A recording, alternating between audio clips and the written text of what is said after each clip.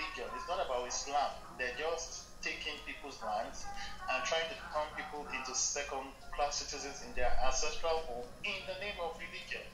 And for Anti-Olaito, I will have you know that, for example, when the British came, okay,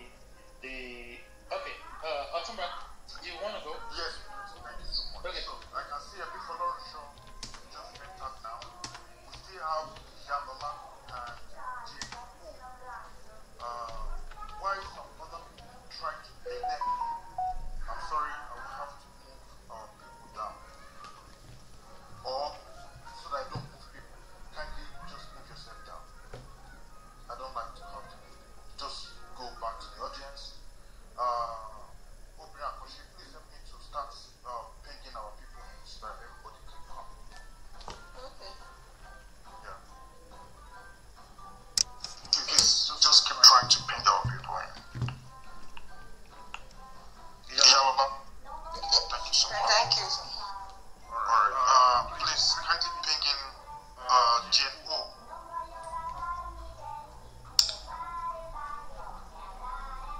She's pinked. So, every following show is in. I'm going to try Funke. Okay, please. Please, guys, for the future, we don't want this to reoccur. Please. We don't want this to happen again.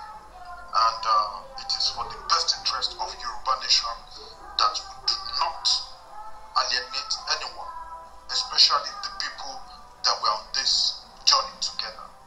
We don't do that to ourselves.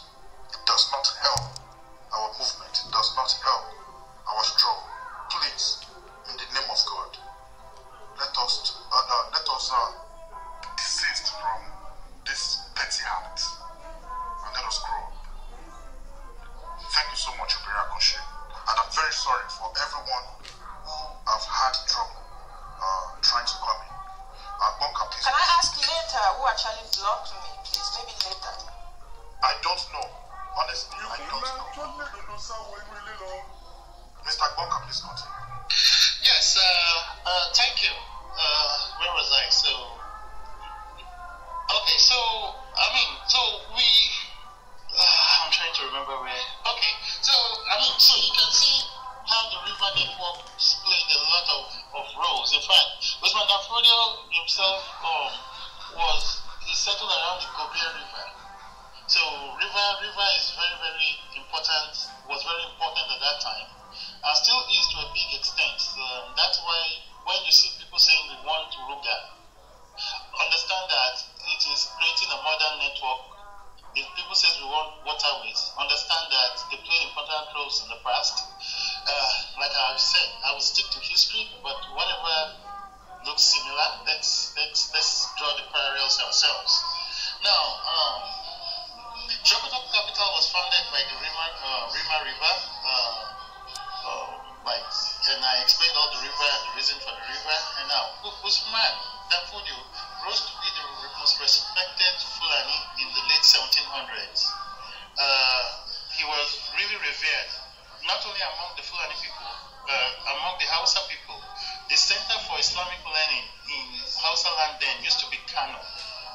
But they also had a lot of very important clerical families in, Katsina, the Center of Islamic Learning, the Hausa region.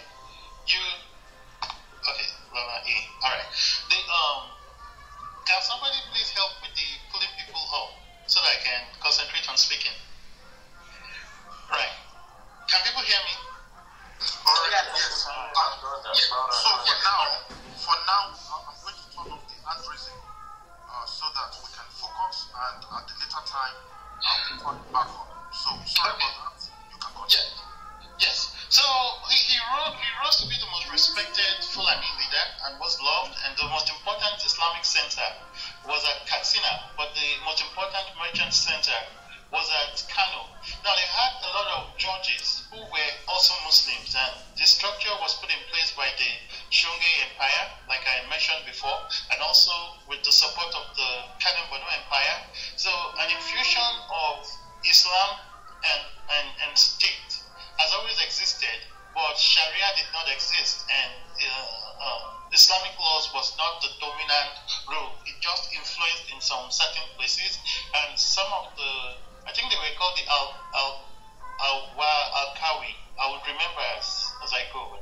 The name skipped my head, but they were important judges, and it was around from that family that Aminu Kano came from at that time as well in the Kano region. But of course, Aminu Kano was said to also have some Fulani blood. But I mean, you know how complicated it is. I don't want to go into that. So that was the situation around that time. And so a lot of these people started to draw towards Usman Dan Fodio. Why? Because the Fulani people know how to be very charismatic, and the Polaco code teaches him not to ever let you know what's in his mind. So his penchant for deception is very, very strong. And this is one of the examples why Alimi, for many years, could plan the destruction of Afonja, and Afonja did not see the writing on the wall, even when it was very, very obvious. Even when he went to Sokoto and pledged to ask the Usman Dan Fodio's son to give him soldiers, even after he got rid of all the soldiers loyal to Afonja and replaced them with these diehard jihadists, Afonja did not see the writing on the wall because of this element of surprise that they're very good at. You know, and so this was what Usman Dan Fodio was. He was so charismatic, he was so loved, and he acted like a defender of Muslims, which kind of endeared him to the heart of many people, you know. So now he started ascribing a lot of titles in the 1700s. One of these is Amal Munmi, I'm a commander of the faithful. Amir al-Munib. Amir thank you. Amir, can you? Amir al-Munib. I'm going to say it one more time. Amir al-Munib. Amir al-Munib. Okay. Yeah. Yes. Okay. Whatever that was, right? Commander of the faithful. And he was also given the title of Shehu, which was commander of Muslims. And he was also called the Sakin Muslimi. Sakin Muslimi, right? Ola, am I correct? Yeah, the Muslimi term seems like an Hausa way of saying. Yes. Yes. Yeah, I know, but that was his Hausa title. Now, the Sakin was a title kind of reserved for the Hausa kings. And so when they start calling him the Sakin Muslimi, that's disaster waiting to happen, and the writings was going on the wall. Now, this was something that happened in the 1800s.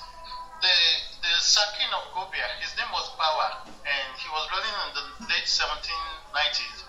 He started influencing his court. He became a member of his court, and he went to him and told him that he wanted some Islamic laws to be infused in native rulings. And Bawa agreed, and he told him that he wanted to open a school where he could teach people the tenets of Islam, you know, how to live a pious life, and all that. And of course, the guy agreed. He said, okay, no problem, you're free to do that. And now, so after he died, his successor, Yusufu, his brother, also kind of encouraged him to continue with that. And he started a school, he started preaching, you know, doing the normal things people do and stuff like that. Then after he died is when his successor, and that's Yusufu, he died in a war with Katsina. They were in the skirmish war, and then Kanem Bono was supporting Katsina, so he ruled for 5 years and died. Then Nafata came up, and it was at Nafata's time they started to see the writing on the wall, because Usman Dan Fodio was teaching his students that they should pledge their loyalty to him, not to their kings, and that the Shehu was more important than the Hausa king, and that a true Muslim should not take orders from a secular king. And so this was disaster waiting to happen. It was getting a lot of people on his side. So it was more like a nationalistic movement about to happen. And so Nafata became very uncomfortable seeing that writing on the wall.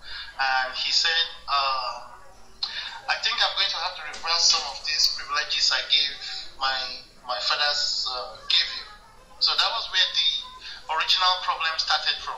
He started kind of reversing some of the things that some of the privilege that Usman and Fodio had.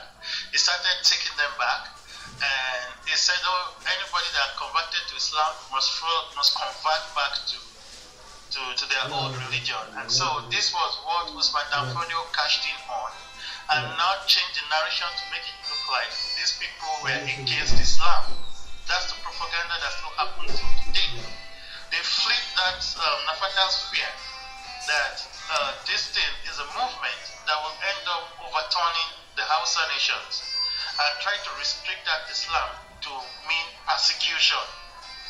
So I hope we're drawing from these parallels and we can learn wisdom from these things we're talking about. And I'll take another break here.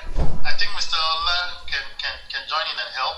So we can do some clarifications, then I'll go for that. Thanks. No, I don't have anything to add. You're doing a fantastic job. I actually don't know much about this subject.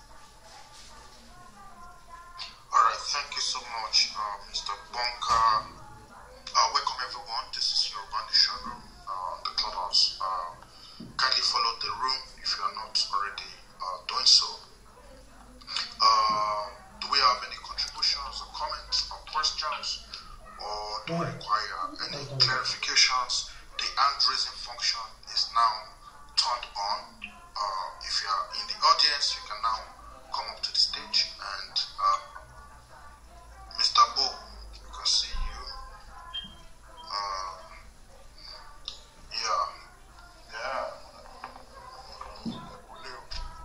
Welcome, Mr. Bo. I'm not making any clarification. I just want to give some perspective from a Yoruba perspective. All of this thing that Mr. Bonka is saying that was happening in the Gobir, as we call it in Yoruba, Gobiri area. At the same time, we had talked earlier that Islam was already in Yoruba land, right, for 400, 500 years before. But now, at the time that all of this was happening, this was also the same time this extremist version of Islam was now creeping into Yoruba land, especially the Oyo Empire, because of the course. No, Mr. Bo, hold it. We're going to get there. So that's when I will need you. Sorry about that. Right. Okay, I was sending Mr. Bonka a back channel message that the area he just talked about now, it's very, very important. Just the area you just finished now, because that narrative of the Usman Fodio, that he actually he spread the Muslim through violence, that they were all idol worshiper and all that, because that is a belief that a lot of people had. But now you just changed that narrative. You made us to understand, we've been educated, that there was a misunderstanding, and I need you to really lay emphasis on that area for us to really understand, so that even when we want to discuss this outside, we will know how to go about it. Don't speak. Yeah, so unless Otumba is going to be around to caution me, when I go into these things, I don't know where to draw the line of offending people, especially of Christianity and Islam, and I've offended a lot of my brothers in the process. So that's why I don't unless somebody can do that job of putting me in check. That's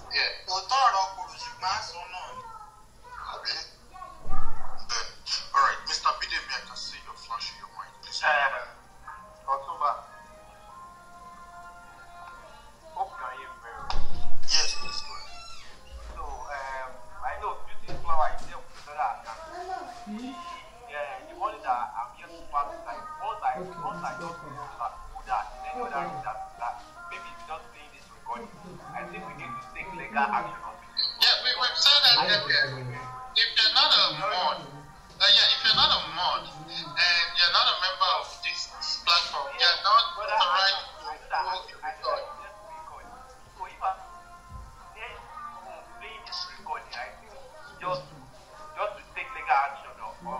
action on him on that straightforward? Because I don't understand this clown.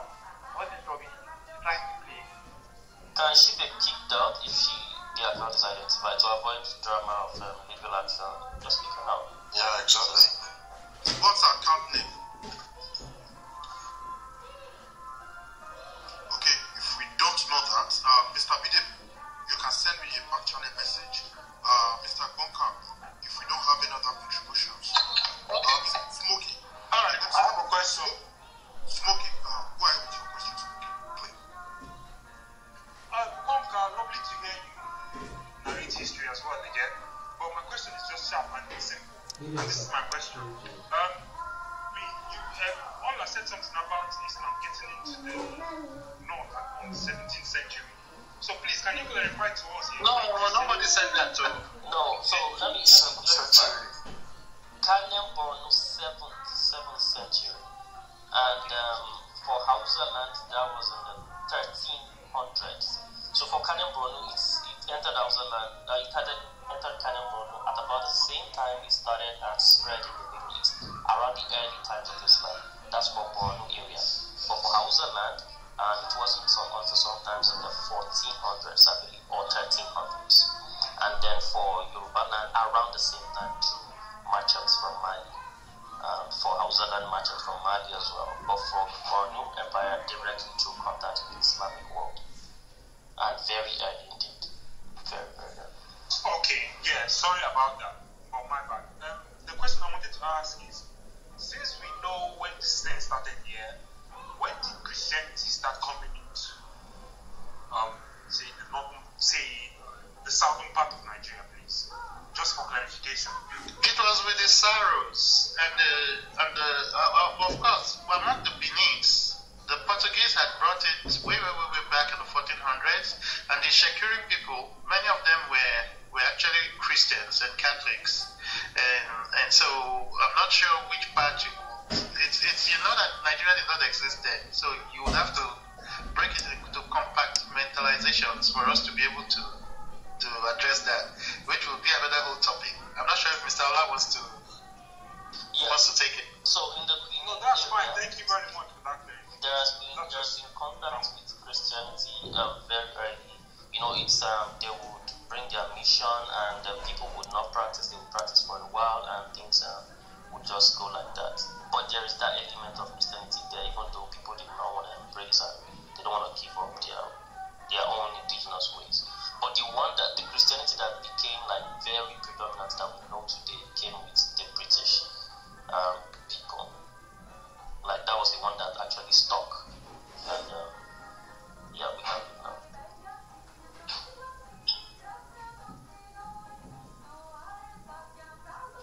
In the bid for this, before Bonka can come again, I think there is a common tactics exhibit and inherent in Usman and Fodio's style of Jihad, and how long and how patient they could be. When you moved into the modern, what we have as a modern state Nigeria today, they stay in the Kano Borno area, and their presence within the Lorry axis, and the distance, the time it took for them to come and settle as just teachers of pious and classical way of being a king or a prince, to teachers of the gospel or the word, to people who are asked to be given schools to teach in greater populace, to a people who are asked allegiance to move to the religious side, rather than the kings and the princes that were preparing to be good kings and good kings. So you could just see how these things revolve. And when somebody comes and when I listen to history, because I missed history in my secondary school and all I picked myself. So when I have people who have them first hand, maybe through school or through their own personal study, I listen keenly because 1 + 1 will always give it to you. For me, like in my own psychological deduction or philosophical deductions, there is nothing that is new under the surface of the earth. The indirect warfare and the guerrilla style, the hit and run, the small banditry, this thing we are seeing today is a smaller chunk of bigger warfare yet to land. So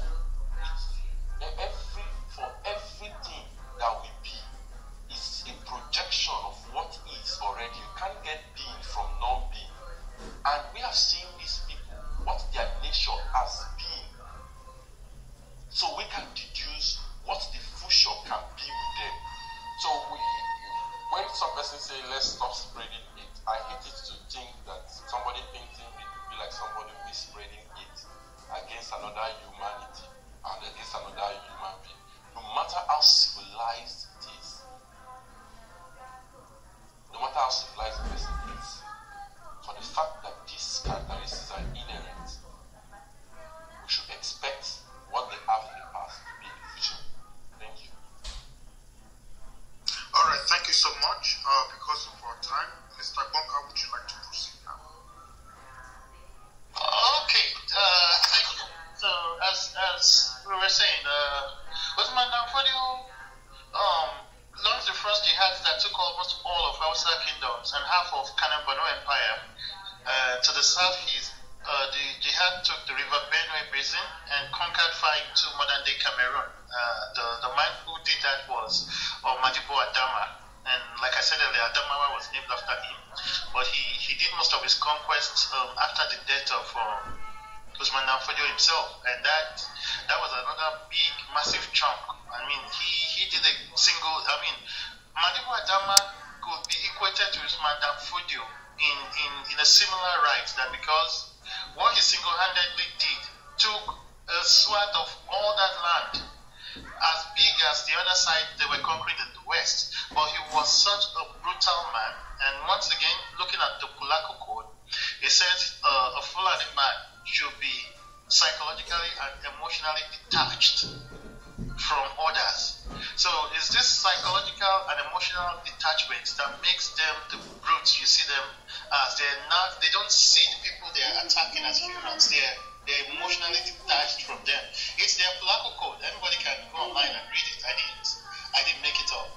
And so if you remember the Mike Katsini riots in the 80s, the guy who came to lead that riot, Mike Katsini himself, was part of the people whose ancestors had to be dislodged from that region, and they fled to the southern parts of Cameroon. He came back in the 80s to kind of do what you call a revenge. I was trying to mobilize Hausa people to kind of take back that region, but it was more complicated than what it was then. And if you remember this riot, it started in 1981 all the way to like 1985. I think it was stopped shortly after Buhari's coup at that time. And you'll see that Hausa people from all over came. They came from Ghana, they came from Burkina Faso, they came from Niger. You know, they brought in their machetes, their local day guns, and it was massive. Of course, history kills it down because they're trying to change narratives and they're trying to fake this where Hausa Fulani are one people nonsense. Which of course people know is not the case, and they're really scared of the day that the Hausa people will revolt against them, because the day the Hausa people realize how much they've been cheated. Oh wow, hell has no fury. Believe me, but the mental slavery is where it starts from. But anyway, now first phase of the Hausa states that it took were Gobert, Zamfara. The man at Zamfara then was Abdusalam. I'm going to talk about him later. Abdusalam, an Hausa man, will be like the Sholagberu of Ilorin, who, you know, just as Sholagberu was protecting Alimi and the dynasty, but at the end of the day, they were going to give him his pound of flesh and do justice for him. And not the reward he got for betraying his people was an interesting one. It was the same thing with Abdusalam, a Hausa cleric who was trying to protect Usman Fodio at that time. And he was at a place called Gimbana, which is what we know as Zamfara today. And he was under Gobert, which was changed to Sokoto. And he was disloyal to his overlord,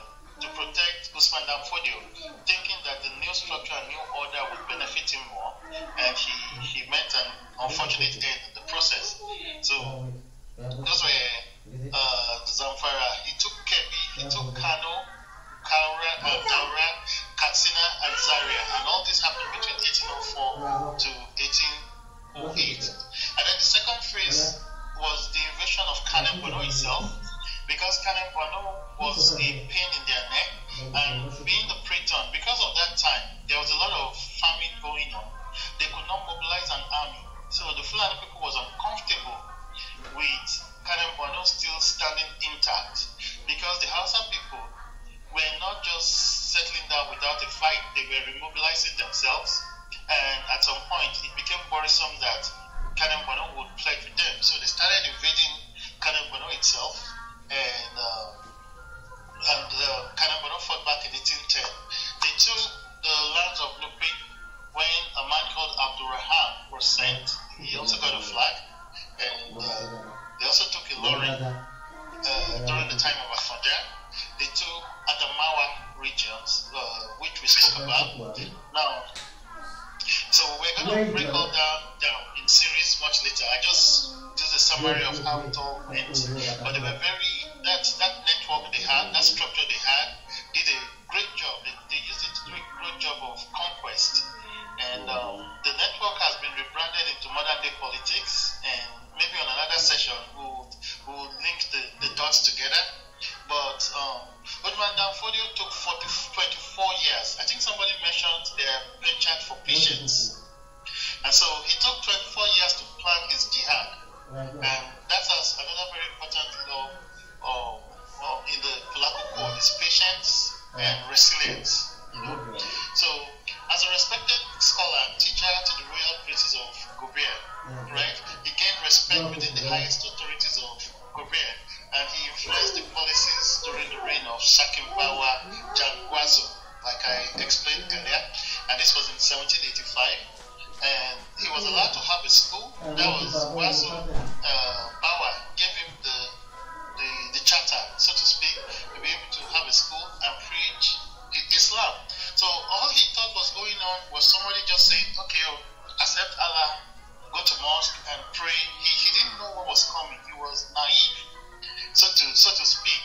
Just like many of the Yoruba people didn't know that the British, the Christianity they were bringing for us. I'm not talking of Christian as a religion. Please don't misquote me, I beg of you guys.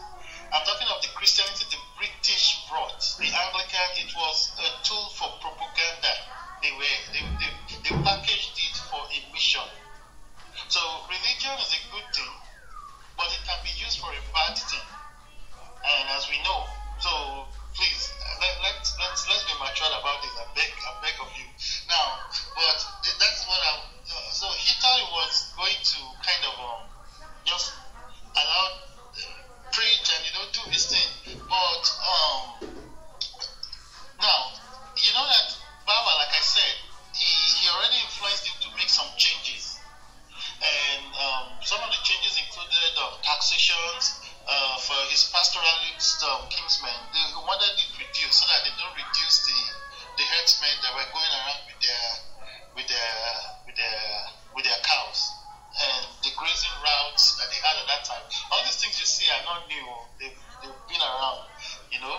So and many other social reform laws on marriage and inheritance and things like that, Bawa accepted it, and Bawa actually allowed him to be part of the ruling council. So when the ruling chiefs, the Senate, sat, Usman Fodio was allowed to be with them in Gobert. And like I said, he was respected as such a scholar that they made him the teacher of the princes, of the young princes that would be king in the Gobert region, because Gobert is a mini emirate of its own with a lot of sub-cities attached to it. Now, from 1788 to 1792, Usman Fodio used these privileges he had to spread his influence as a reformer, and lots of Hausa people started following. And one thing you know about Fulani people is that they can be very charismatic. They don't have these slight emotions. Did anybody remember Buhari crying before he became president? And that's how good they know how to paint themselves. If anybody pictured him, I'm sure the millions of people that voted for him in the South did not picture what was happening today.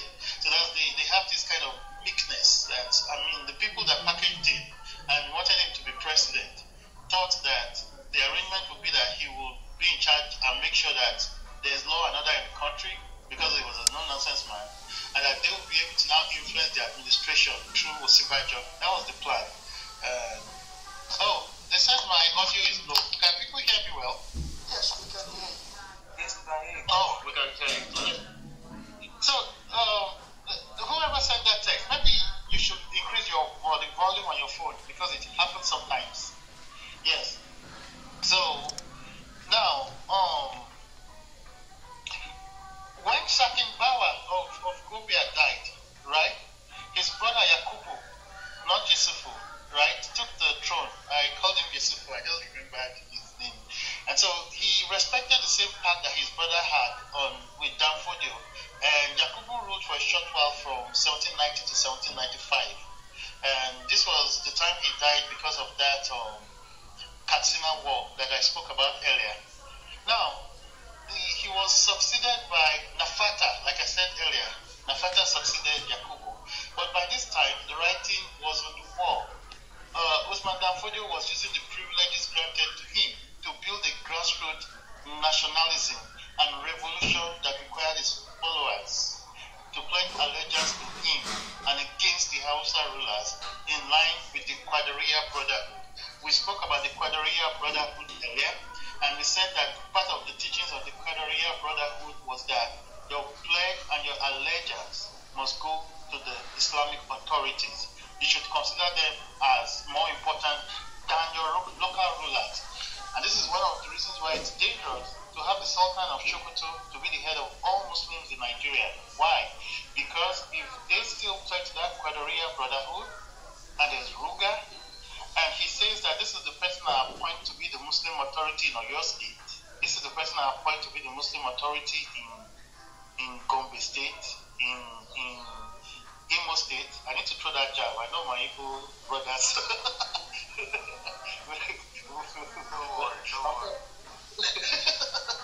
Yeah. So when he starts doing that, that's disaster waiting to happen. So you can see the dots will be connecting gradually.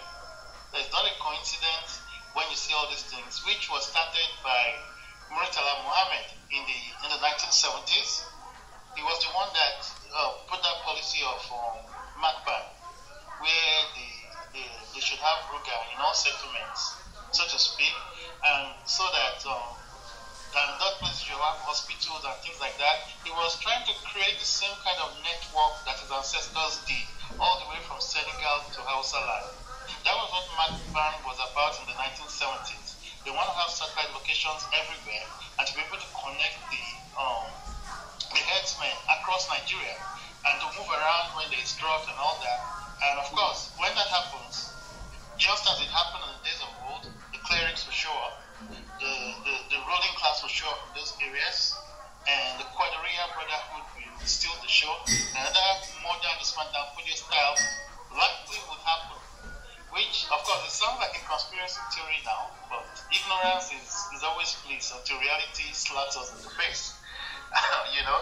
So now, when he saw that, he got very uncomfortable. You know, he saw the writing on the wall. He saw that a revolution was about to happen. And that was when he now said, no, I'm going to revoke all these privileges. He stopped the people from converting to Islam. He said, okay, those that have been Muslims before, those are the Fulani people, remain Muslims. But my own Hausa people, no, you can't convert them to Islam anymore. At least not your version of Islam. Right? So all the laws that his predecessors put in place, he totally removed them. He removed Usman Fodio from the courts, and Usman Fodio moved the girl. Right? And then most of those laws, totally all of them were revoked, and he forbade people to pledge loyalty to Usman Fodio in the name of religion. Usman Fodio turned this to religious persecution. So I'm out of breath. Let's take a little 1 minute break. Just when you get to the interesting part, you're always tired. Go and rest.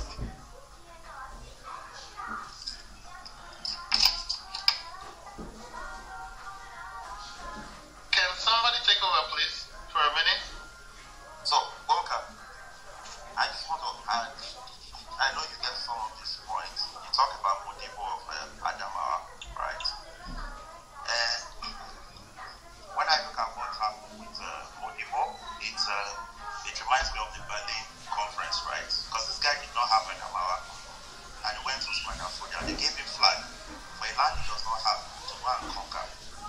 And ultimately, you look at the intention or the writings of Usman Fodio say this is reformist. But when you look at the action on the ground, it was actually, the intention was to rule the people. Because El-Khalidi, when you look at his letter, he said, hey, we know what you people are trying to do. Yeah, I was going to get there. Yeah. And in packages and social reform, he talked about the Jihad tax, that was the problem. And he talks that they said the Hausas were not pure Muslim. But none of this changed, even after they took over, for example. And when you get there, the same, an example would be someone like Ali, right? He was known in the Yoruba area for someone that do chants and things like that, right? And he ended up becoming the leader of Ilorin. So the original intention is to rule and subjugate people, not for any social reform. All right, thank you so much. And let Oret, just give me a minute. Let's play with music. Many people were not in the room when I played this initially. Just give me 3 minutes for that.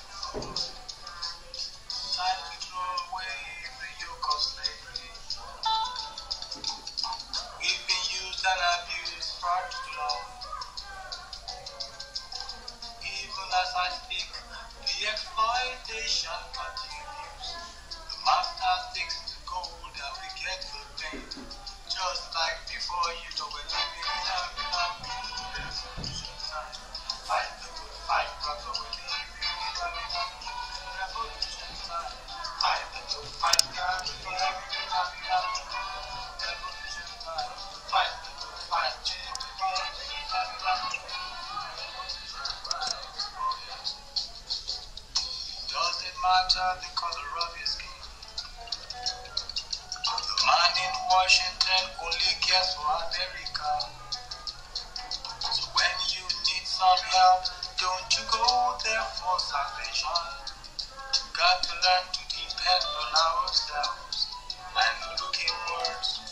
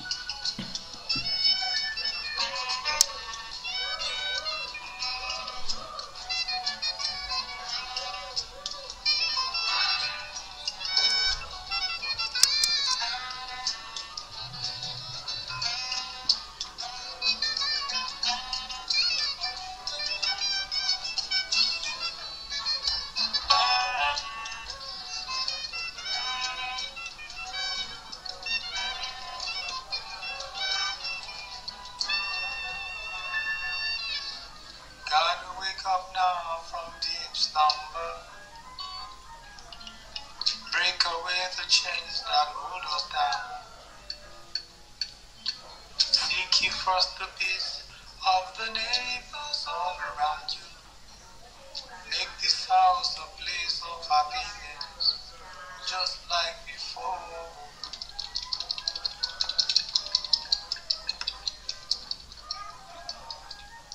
Thank you so much. Bonka, are you ready to go? And after that, we can take other contributions. Yes.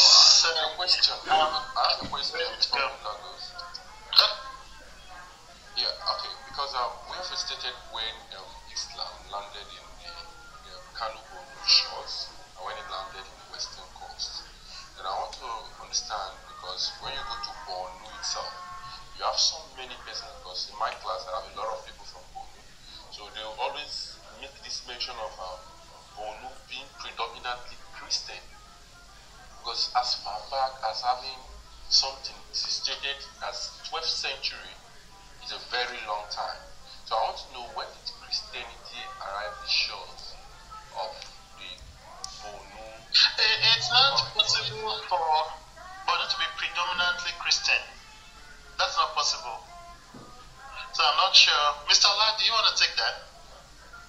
The question, when did Christianity arrive when? At the shore of Bornu? Yes. I'm not even sure about the Christian demography there, but Christianity in Nigeria predominantly was the British, predominantly the 1800s, and it didn't penetrate northern Nigeria that well until, quite recent time.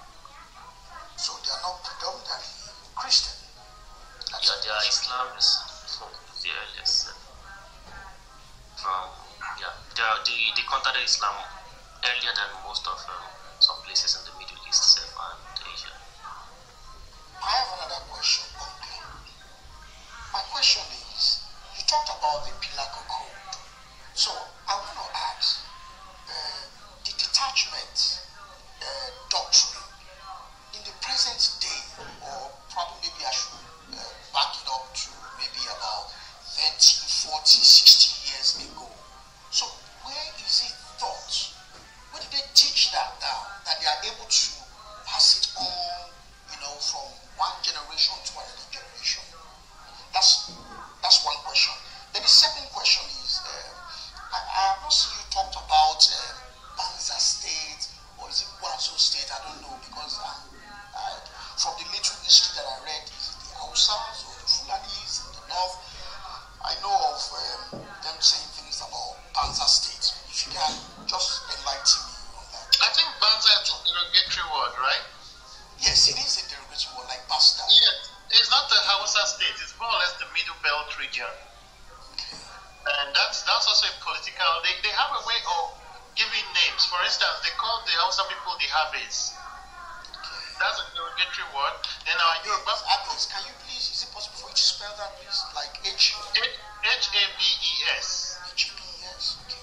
Yes.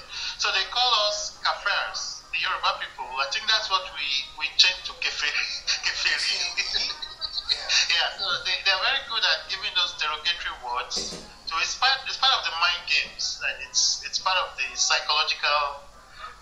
People conquer you mentally before they try to conquer you physically. So it's part of the game. Yeah.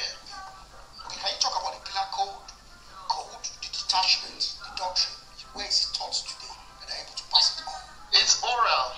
Fulani people are rich. Even that man you see in the jungle, they're very rich with history, and that's why you see that anywhere they target in the Jos area today, or in the Mikala area, there are places that has historical links to the resistance to their jihad.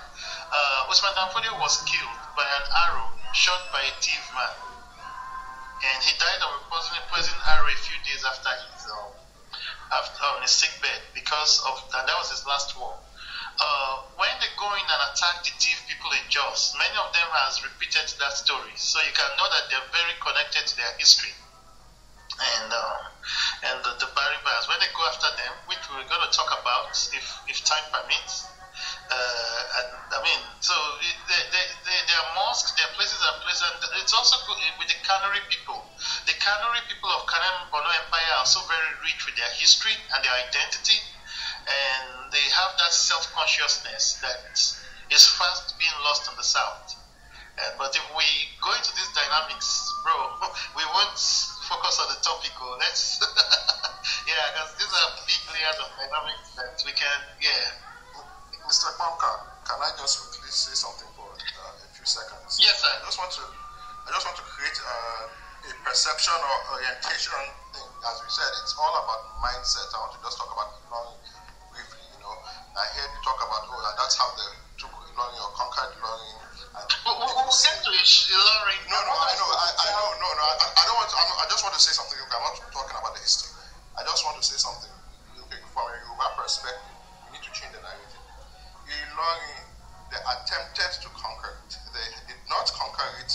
It was still in flux. It was still a battle until the British came and they put a pause. So as Yoruba people, we must see it as it is on pause. And when it is time to press play, we must be ready. So as you continue the narrative, if you could just change it from they took the learning to they attempted and continued to attempt. Mr. When we get to that point, I think you and I will have a healthy argument because I don't have that view. It depends on what your definition of conquest is, but we will put it in perspectives when we get there. All right. No problem. Okay, can we go on? Yes. Okay, all right. So, like we said, Usman Fodio tried to flip it into propaganda, claiming that Muslims were being persecuted and that it's because they hate Muslims, they did this, they do that, and so it's time for you Muslims to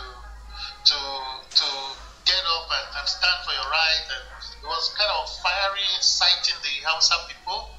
And of course, during that time it didn't work out because Nafanta he ruled for 5 years from 1795 to 1801, and was more of a very smart man. So he was able to build that gap of refusing to give Usman Fodio those special privileges, and at the same time not provoking the Muslim community that has now been ignorantly pledged into Usman Fodio's into Usman Fodio's movement.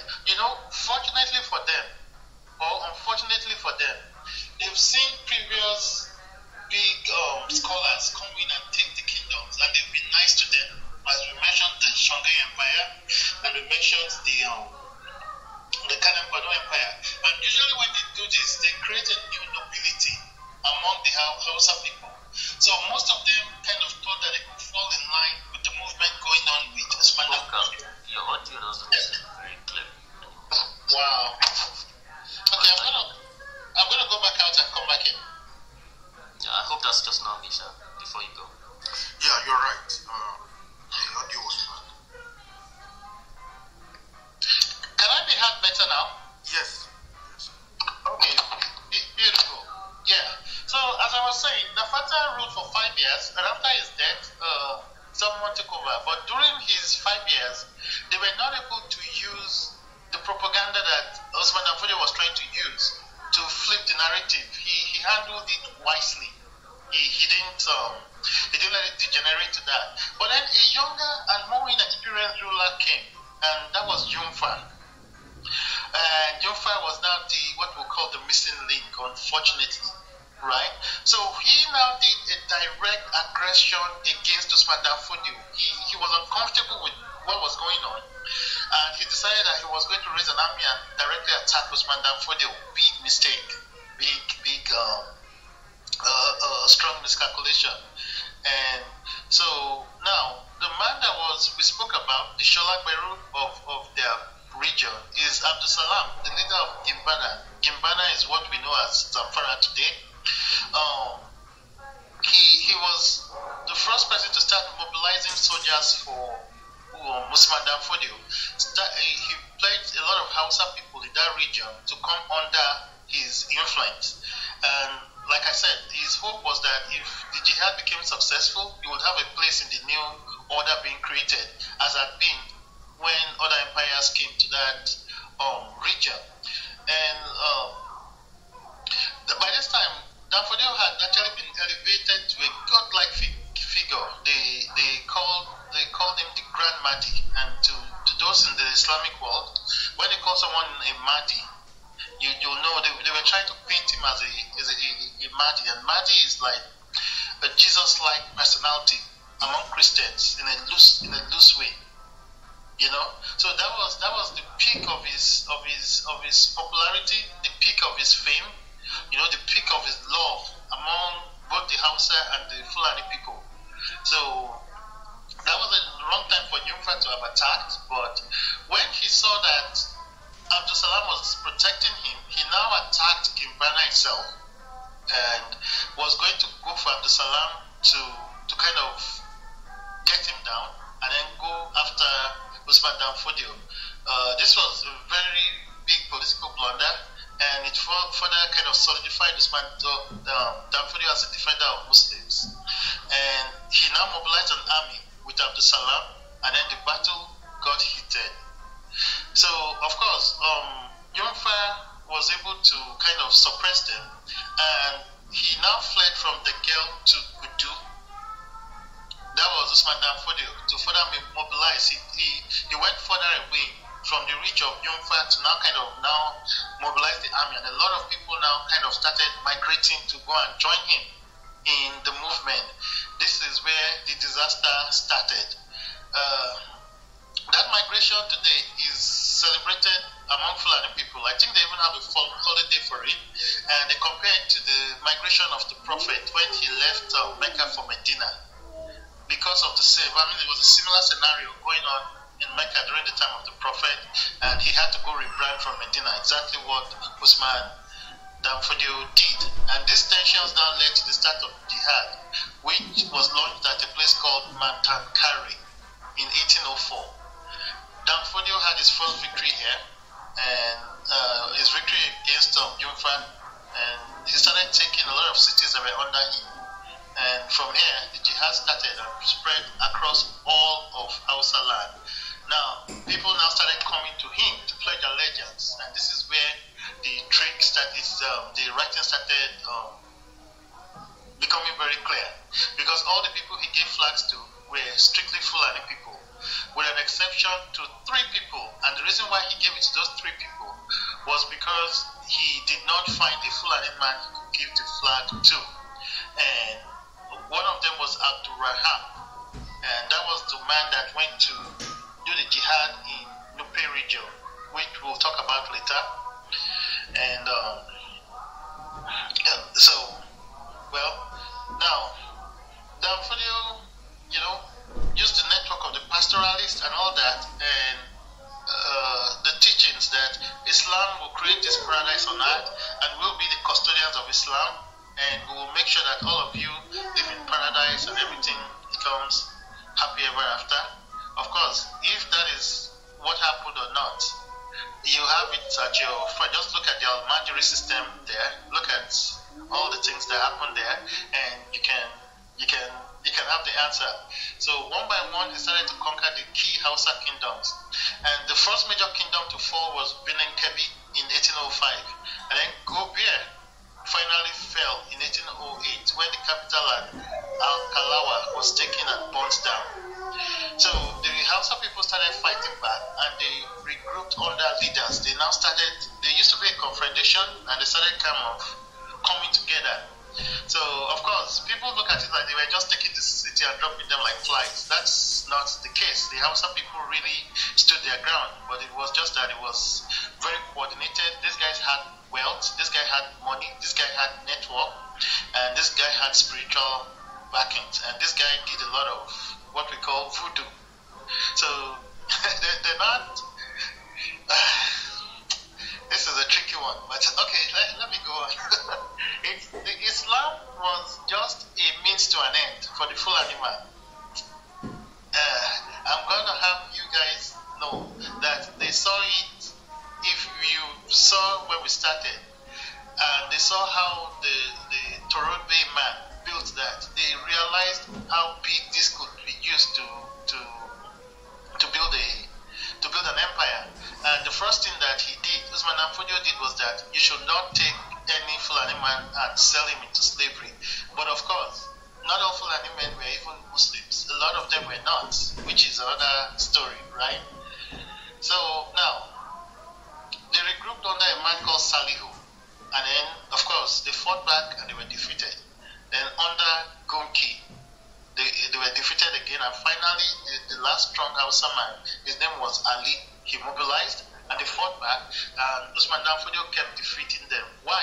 Because the Hausa clerics and a lot of Hausa regional leaders who were hoping that a kind of new nation he was calling, where the religious authority will be the rulers, they would have a place because they were clerics and religious authorities as well, even though they were Hausa.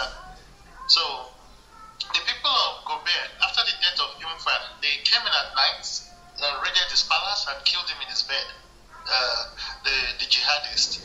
They regrouped at a place called Shibiri. After the fall of Katsina, the Katsina troops came and joined them, and then unfortunately they were having a kind of inroads there because the Kanembano Empire started sending soldiers to help them out. But the Fulani now got the help of the Tuaregs. The Tuaregs and the Kanembano, they were not in good terms at that time. The Tuaregs were also very resilient people like them. So that also changed that dynamics and further worked to the favor of the Fulani people. Then finally they had their eye on the jewel. And does anybody know the jewel of Hausa land? Can anybody guess? Of all the kingdoms? Is that Sokoto? Hello? Huh? I'm guessing if that's Sokoto. No. They already took Sokoto first. Oh, Kano. Kano, yeah, that's the jewel. Kano was the merchant city. Kano was the cash cow. Kano was the Niger Delta of Kano was the Niger Delta of Hausa land of that time. That was where, like I said earlier, that was where that was the house of fashion. That was the house of caravan trading. That was the house of leather. That was, a lot of things that went from Kano. The Kumi market was as celebrated and famous as Wall Street in North America. It was because of this Kumi market that a lot of merchant families moved in there and settled there in that in the Kano metropolis, and they were the ones that turned it to the cosmopolitan city that it became, especially the Agalawa merchants, of which the Dantata family came from, of which Dangote came from.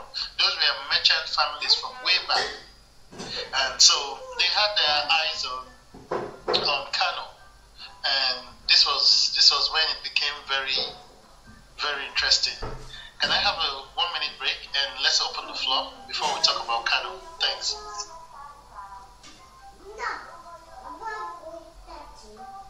Hello everyone. Can you hear me? Yes. yes.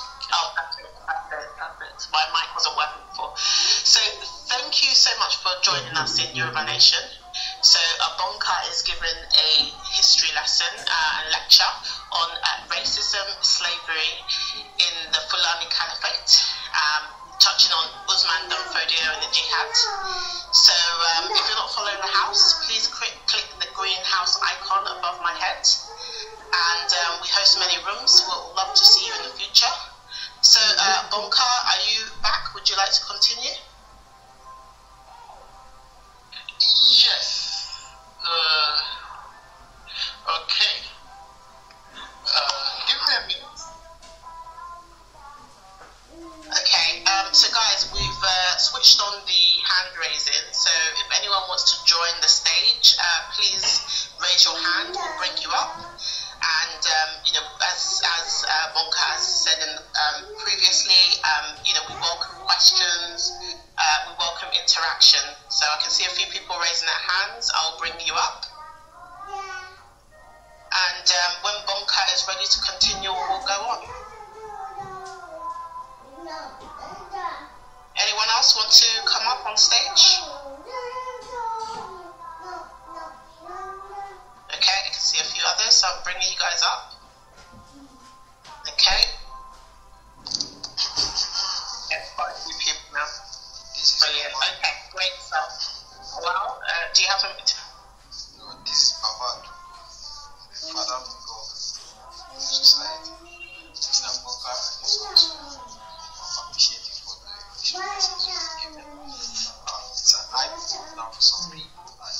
also a slasher for what has done in this history. Thank you for the opportunity to amass this wealth of knowledge. Thank you, Awal. Anyone else want to make some brief commentary before Bonka continues with the lecture? Flash your mic, please. Yeah, I can see Ijele. I can see Black. So Ijele, please go ahead and make your contribution. Can you all hear me? Yes, thank you. Okay, I heard someone asking about the Hausa Bakwa and Hausa and the Banza states. And I actually learned this in secondary school, that the 7 true Hausa states are the Bakwa. Then the Banza states are the ones that are not truly, they're like satellites. Yes. Yes. So I heard someone ask, I think I heard someone asking about that. And I still had to go to Encyclopedia Britannica just to confirm that. I could just read what I have here if it's okay. Is it okay? Yes, ma'am. Can you all hear me? Yes. Yes, go ahead. Okay.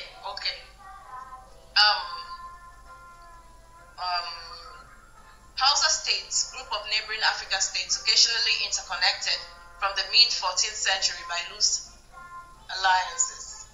Their territory lay above the confluence of the Niger and Benue rivers in present-day northern Nigeria, between the Songhai Empire in the west and that of the Kanem Borno or Borno in the east.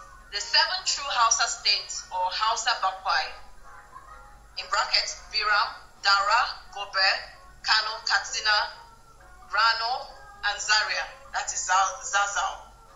And there are 7 outlying satellites or Banza Bakwai, Zamfara, Kebbi, Yari, Guarinupe, Kororofa, that's Jukun, and there's Yoruba here, I don't know why, had no central authority, were never combined in wars of conquest, and were therefore frequently subject to domination from outside.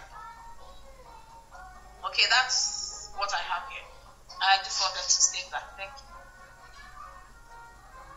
Thank you. Did you say Yoruba, or did they specifically mention the name of the Yoruba states? Yes, they mentioned, and I'm kind of stunned because, okay, that's from the Britannica website. You know what? Okay, please don't ask that so I can just send you the link. No, I'm aware. So I'm aware of the listing that they gave in their imagination. Yes, they mentioned and Yoruba. You know, well, I know that's much. I don't know why. You know the propaganda going on there now. I mean, that's why I didn't want to go into it before. The people, okay, the Fulani people are trying to infuse us into Hausa identity. You know that? I'm sure you know that, right? Hello? Can people hear me? Yeah, we can hear you. I think they're not getting the propaganda there. Yeah. So that's propaganda, but I wanted her to read it so that we can always talk about it another day. Just like Sultan Bello was trying to infuse us into Mecca's DNA when he said Oduduwa came from Mecca. Those were all smart propagandas going on. But yeah, Yeah. So there, where it says Yoruba, what they say actually is Ilorin. So the Yoruba spin is even recent. So they have Ilorin there, even though that's the propaganda. We know the history of how Fulanis came to, have influence in Ilorin. But when they mention Hausa Bokwa and Balsa Bokwa, when they list all their own states, the last they will say Ilorin. So that's what you have in that space where it now says Yoruba. So whether Ilorin, which they used to say, or Yoruba, which they have now begun to say, both are just propaganda because we know the history of Ilorin. So they just want to make, you know how people want to claim you, that you belong to us and all that. Yeah. So we must understand that this, whether Wikipedia, whether Encyclopedia Britannica, these are not some witches who make up things in their head. They ask Hausa people, what do you say about your tradition? And whatever these people say is what they represent as Hausa people or Fulani people's traditions. So the Fulani people are insisting that yes, this Fulani is one of our satellites. That's why you have it there. Not necessarily that Encyclopedia Britannica is saying yes, we did confirm, and all Ilorin Yoruba people are saying we are Fulani. That's not what it means. It just means Fulani people are saying this, and Britannica is representing this as the Fulani people's position. Okay, please let me ask a question, because maybe it's just my eyesight, but I've looked at the website very well now. I can see Britannica.com, and I don't know if it's the same thing as Encyclopedia Britannica, or it's just different websites. Yeah, it's the same thing. One is just the online version, and it's just the same. It's an encyclopedia. Yeah. If you Google maybe some other sources, you will still see it there, but probably you will see Ilorin, which is their own, the former claim. But what I'm saying in essence is that when we see all these things online, we must understand the context of how they've been there in online. So online is just like, think of a huge library where you have many books. That's what online is. And then the books you have in that online were written by humans. So in this context now, the Fulani or Hausa or whatever the identity now is their own, what they call their own tradition, is that Ilorin is one of their satellite towns. That is what they call their own tradition, not necessarily that the Yoruba people of Ilorin are saying that. So if Britannica or anyone is going to represent Fulani people's traditions, they must write what Fulani people say. If they would represent what Yoruba people say about the same Ilorin, it would be different, the same Britannica. So go to Britannica, type Ilorin, you would see, okay, from a Yoruba perspective, Britannica will tell you this is what Yoruba people say. But from the outside point of view, Britannica still has to respect their propaganda and say what they have said.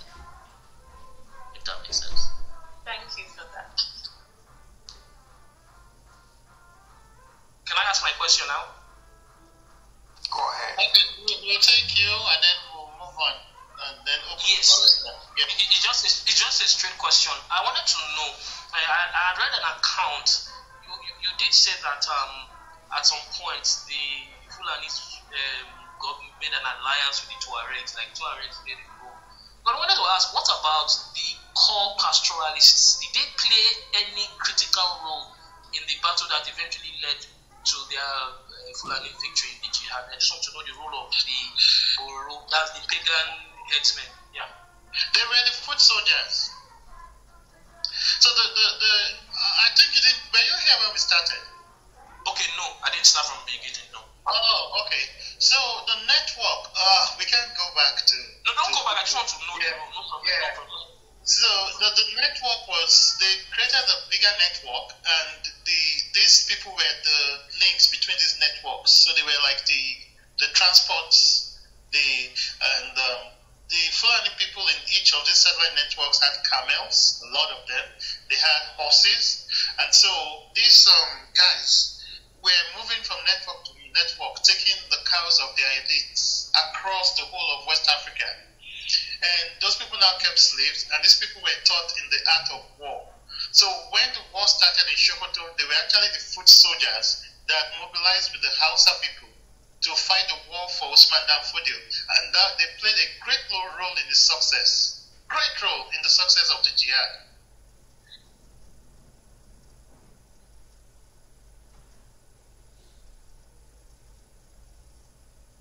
Yeah. Thank you. So can we go on? Please go ahead. Thank you. Okay. Yeah. So now, as we were saying, after they've done all this, they wanted to take the major city, which was Kano. Because there were three very important merchant cities at that time. One was Katsina, the other was Zaria. Zaria was turned into a merchant city during the reign of Queen Amina. She built it into a mini empire, and Zaria remains the base for nationalistic Hausa identity till today. They were the only people who stood their ground and said, rather than us to remain under the Fulani Emirate in the name of religion. Would rather go build our own emirate. And that was why they moved from the current Zaria area to where we call Suleja today. And they happen to be the ones that have the one only Hausa king in all of Nigeria. Every other region has been taken by the Fulanis, and there's no Hausa really anywhere except in Suleja because they rejected, and then they moved further downwards. And in that area, there was the Nupes and the Baribas, who were relatively free, and they realized that the Fulani people were very uncomfortable about launching further into the interiors because the terrains there was different, the landscapes was different, and it was not an environment they were familiar with. So they moved to Suleja, and as you can see, southern Kaduna till today is still a very hot spot of tensions. We don't want to go into what is going on in modern times, but everything has its links and its historical ties. But anyway, so they decided they were going to take Kano, the jewel of the Hausa kingdoms and the richest by any standards. The king of Kano at this time was Sakin al-Wali. And so, but before they took Kano, they've done a very clever tactics. The nobilities, the Fulani nobilities in Kano were close to 4 families. And each of them were people of means, were men of means. So they had horses, they had camels, and they had a lot of wealth. So they called in all the pastoralists, and Sokoto now sent them. Usman Fodio sent them soldiers, Katsina sent them soldiers, and they were now on an all-out offensive against Al-Wali. The empire was already forming at that time, but there's still a long way to go, and all of them have pledged allegiance to Usman Fodio, and they've all gotten flags. I believe the initial flags gotten were 16, but it will end up spreading into a lot of emirates, going as far as close to 50 in terms of the major and the subordinate ones, all the way into what we know as modern-day Niger State, all the way into what we know as Cameroon, all the way into what we know as Chad, and all the way into what we know as Mali. That was how big the Sokoto Caliphate was.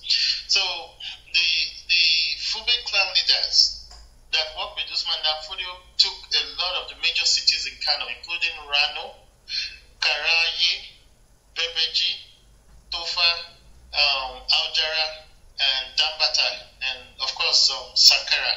Sankara is a place. So when you hear Thomas Sankara, I don't know if people know how they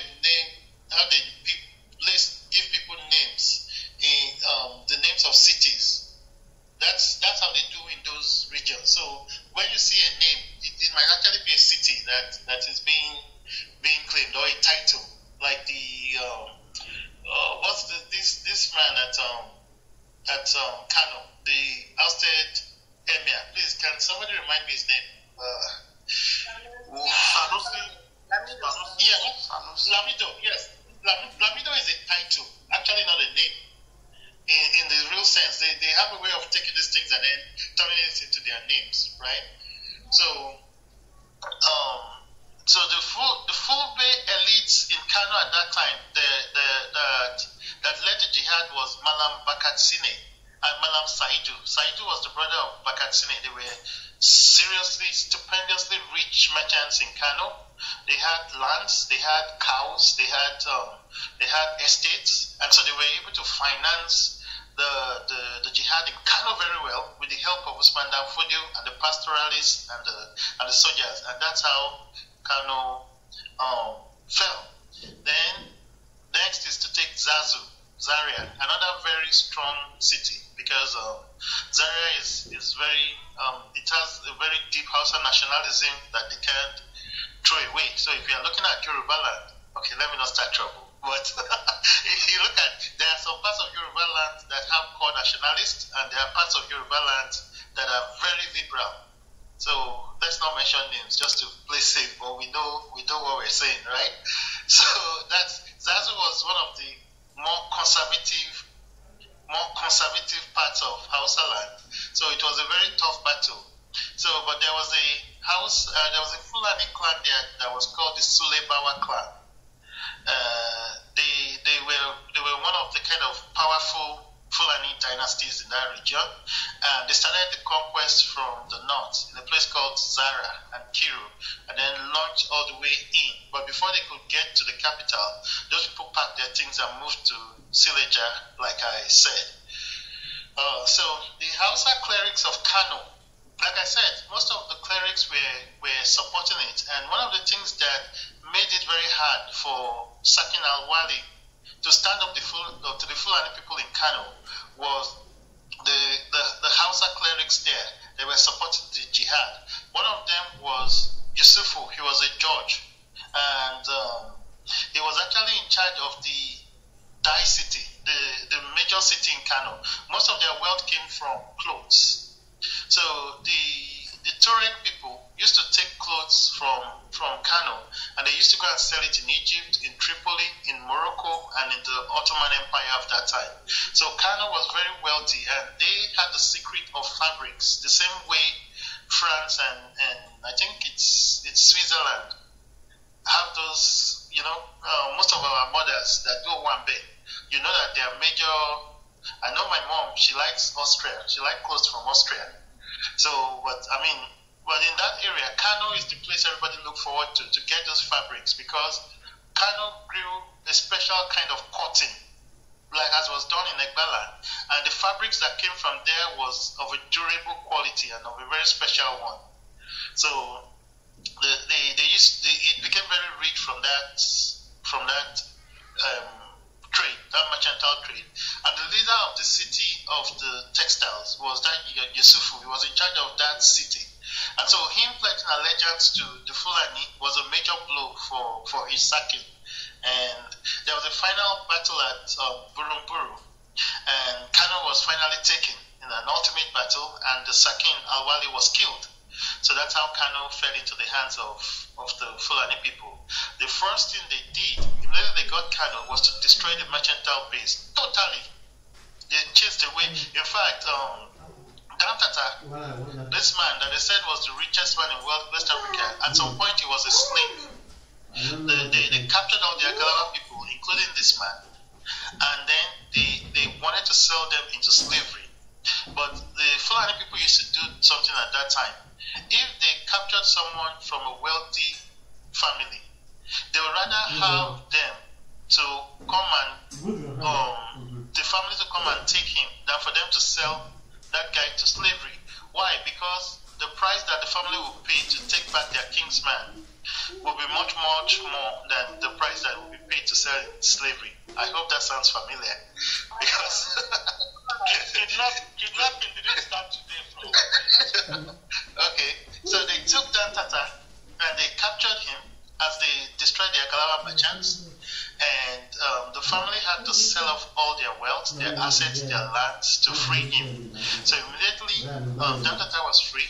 Dantata and the family migrated to Ghana, and that was where they were until the British came back. It was after the British came back that the Dantata family returned to Kano, and Dantata is an uncle to Dangote.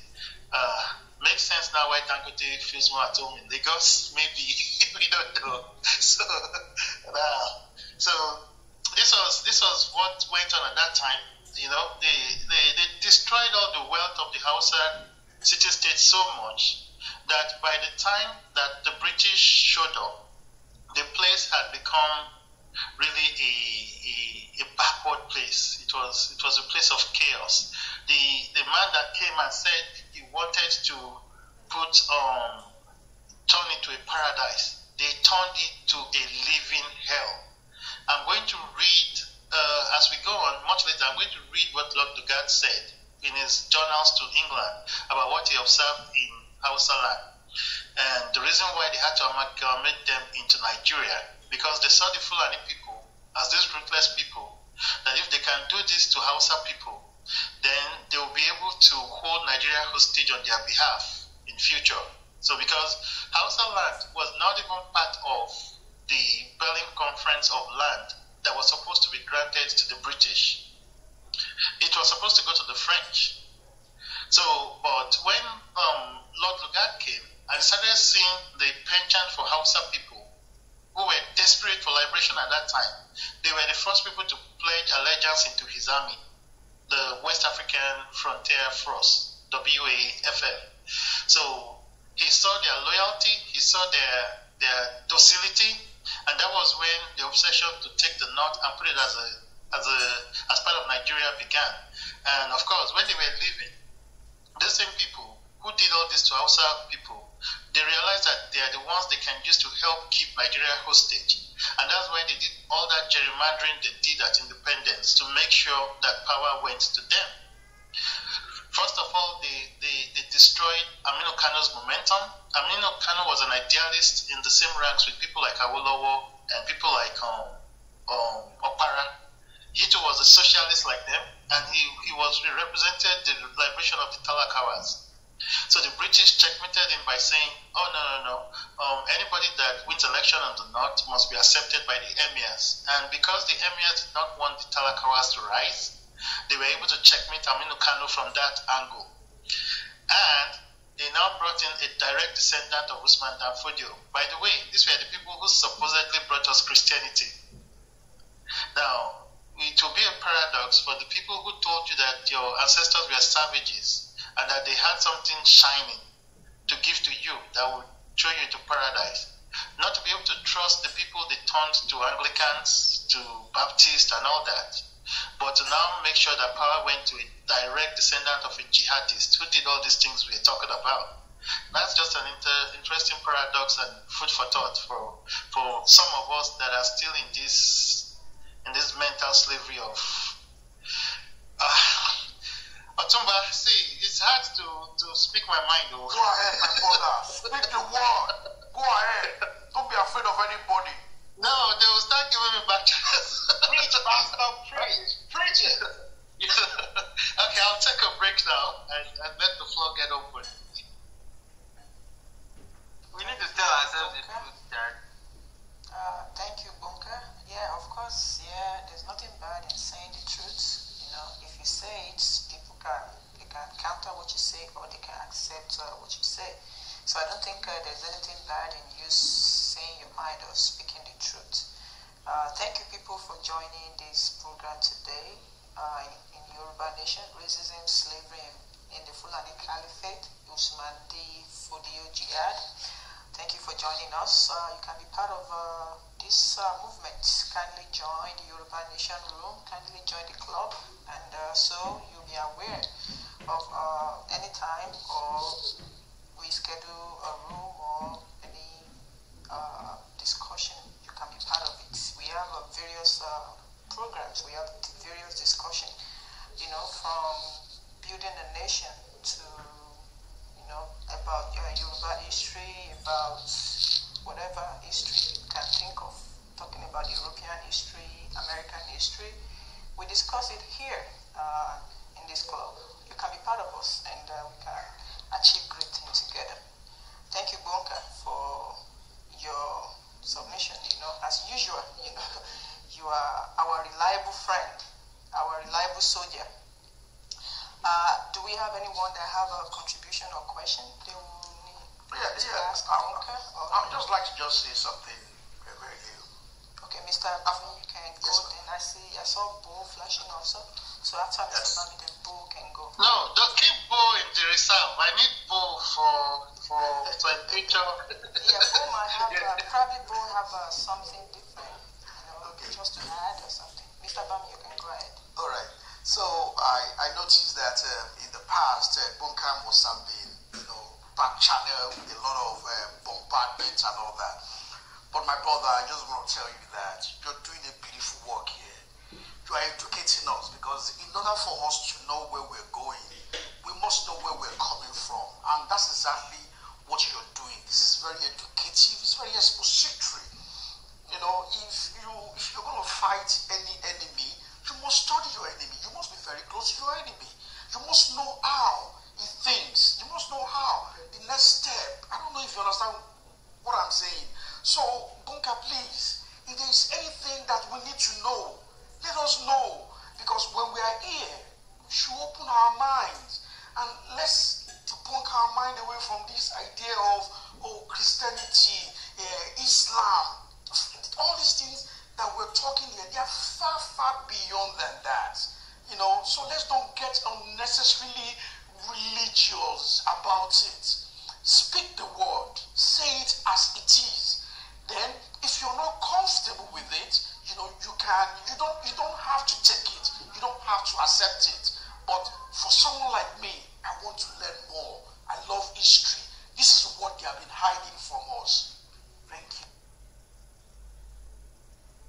Thank you, Mr. Bami. Mr. Bo? Yeah. And after Mr. Bo, I see Oracleos. Then after Mr. Bo, Oracleos can go. Mr. Bonka, I just want to make a submission on the last part Mr. Bonka said, you know, that these British were the one that came with their Christianity, promised you something shiny, and at the same time they were going to give power to these quote-unquote savages, and that's not the word he used. I just want to give some perspective to that, you know, before around the time that happened, in the West, in Yoruba land, the people that were supposed to take over from the British were the likes of the Herbert Macaulays and co. But out of nowhere, the Awolowo's rose with the Egbomodudu and Yoruba nationalism. Herbert Macaulay was there at that time. I know, no, I said the likes. The likes. I know Herbert Macaulay was there, but his structure was what the British, you know, were grooming to take over from them in the West.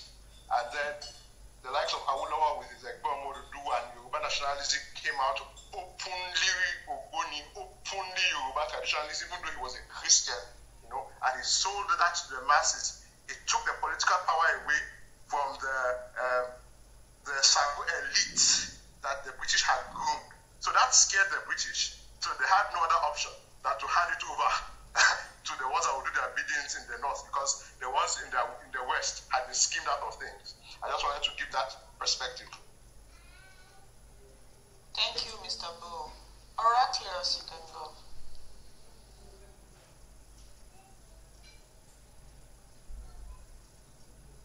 We can't hear you. Are you here?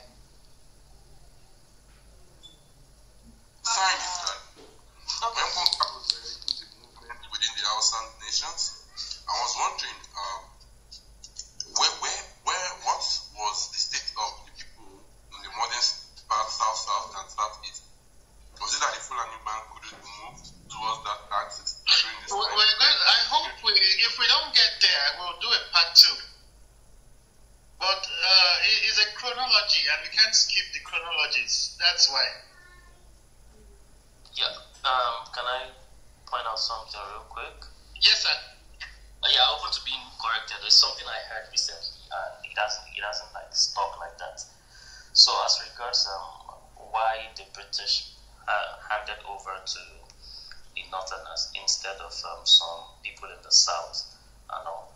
So I think it wasn't a mistake. It wasn't because Awolowo was openly Yoruba and all that. I think they knew they would not give the power to the Yoruba people, because there's progressives, these are educated people who would not allow them, exploit. To continue with their exploitation. So it wasn't an afterthought. It's something that they knew when they came on ground. They saw those people who had something similar, the conquest and expansionist idea. So they knew already who they wanted to hand over to. And if anyone listened to the broadcast some days ago where Professor Akintoye was present, where at a launch of one Yoruba group like that, he made, he remarked about this history that he was told sometimes in the late 1800s, I think so, where, these Onyibo people, somebody was going to travel to Britain, but this time it wasn't like via airports. Probably there wasn't airports, so you have to go via the Atlantic Ocean. So it was going to go there. So these were supposed to be full of white people when they were going back and leaving, and something like that. It was almost like an exodus. They were going to Europe at that time. So white people everywhere. And And then when he got on board, he was going to join them and all. So he saw, when he got in there, he saw amongst these white people a few black people. And then one closer, inspection, he found that these were Hausa people. Like, what are these people doing here? So what this was saying, the interpretation from this, history, from this story, is that these were people who have been taken to, the UK. They were going to be trained and groomed because we're handing over things to you now. The whole conquest thing, yes, we are still, in the business of conquering you people, but we're going to hand over, you are going to carry on. So I don't think it's an afterthought, it's something they knew. They saw the link. They saw those people who had that trait.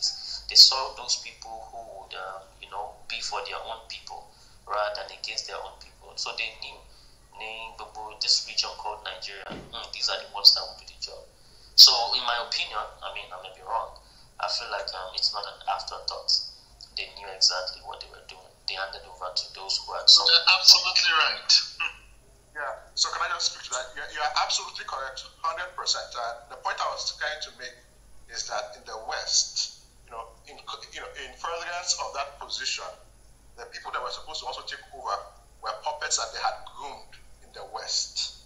I'm not saying that they didn't. It was an afterthought that they handed over to the North. Yes, they had their plan, but in furtherance of that position, it was the descendants of Ajayi Crowther, the Macaulays, and co. that whatever leverage that was supposed to be had in the West, they were the ones that would have continued to do their bidding from that axis. The back connection. I see that. Yeah. I saw the text. They're calling you remember the judge that they brought in to help solidify the Fulani power? So remember, Mr. Ola, you're 100% correct. The intention was not to say that maybe it was supposed to be the West to have the gap power initially. No. The British knew what they were doing. But what I'm saying, even the small resistance we're having today is because of the nationalism of the likes of AWO, that even me and you can gather today and start picking up the pieces. If it had gone the way the British were planning, all of us would be speaking English by now. I agree completely. Thanks. Okay. Can we go on, Ma? Who is modding? Auntie Lola? Did she leave? Yeah, I think we can go on now. I think she's not. Okay. All right. Okay. Yeah, sorry. Yes. Yeah, I'm sorry. Yeah, just get caught up with something here. All right, Bunker. Do you want to continue with? Yes. Okay. It's gonna be a long day, but if we can't complete, we will break it into two, so that these things have to be done justice too. We can't brush them. So now, so we talked about the Kano and how it was taken, and then finally Katsina, another important city, because like I said earlier, it was the spiritual center for the Hausa kingdom, just like Ife was very special spiritually to Yoruba kingdom. Katsina to play that role in a loose way when it comes to the connection of Hausa states. And it's not like they came from there, like we came from Ife, but they had that, that was where their scholars used to go for training and things like that, before the Fulani people came. So they went after the place, and they connected with the clerics there as well. And the leaders of the Fulani elites there were Mahamada and Danjuma. Dumugawa. I knew I was going to mess up his name. That's why I wrote it down. I still don't. Dumyawa. Dumyawa. So those were the people that were in charge of Katsina, and they took over. The Hausa ruler there was Sakin Magajin Halidu, and he fought very bravely, and a lot of people came to his aid, and of course the Kanuri soldiers came to for them. By the way, this was a time of drought. The dry season was longer than expected, and so it didn't help them, because one of the things that made the jihads hard in those regions before was that if the rains came early, then it will flood. There will be flooding, and the flooding would have been to the advantage of the Hausa people. Because the horsemen would not have been able to cross a lot of rivers, and you can see that happening in a lot of wars in Yoruba land, like the Chalumi War and Okeogun War. You see that the rivers played a lot of role. When the rivers overflow, Jalumi actually in English translates to fall inside water, Jalumi. So it was because of the time that the waters overflowed and a lot of people drowned. A lot of the horsemen of the Fulani people drowned in the process. So this worked to their disadvantage. It also made the Kanuri Kanem-Borno Empire, the leader, the king of that time had become very old, and because of that famine, they were broke, so it was hard for them to protect their lesser cities, like they would have done, all things equal.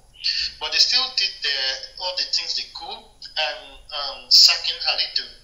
After fighting and could not defeat, he ran away, and the Fulani people came after him aggressively because they didn't like the way he fought in a very ruthless way. He was one of the kind of die-hard fighters, and they were like, no, we're going to use this guy as an example. So they kept tracking him. They wanted to capture him and really do justice to him. So before they could reach him, he committed suicide. He killed himself so that they don't get him. And if you see the way Fulani man tortures someone, you would understand, even in our modern day times, you know. So he killed himself before that happened.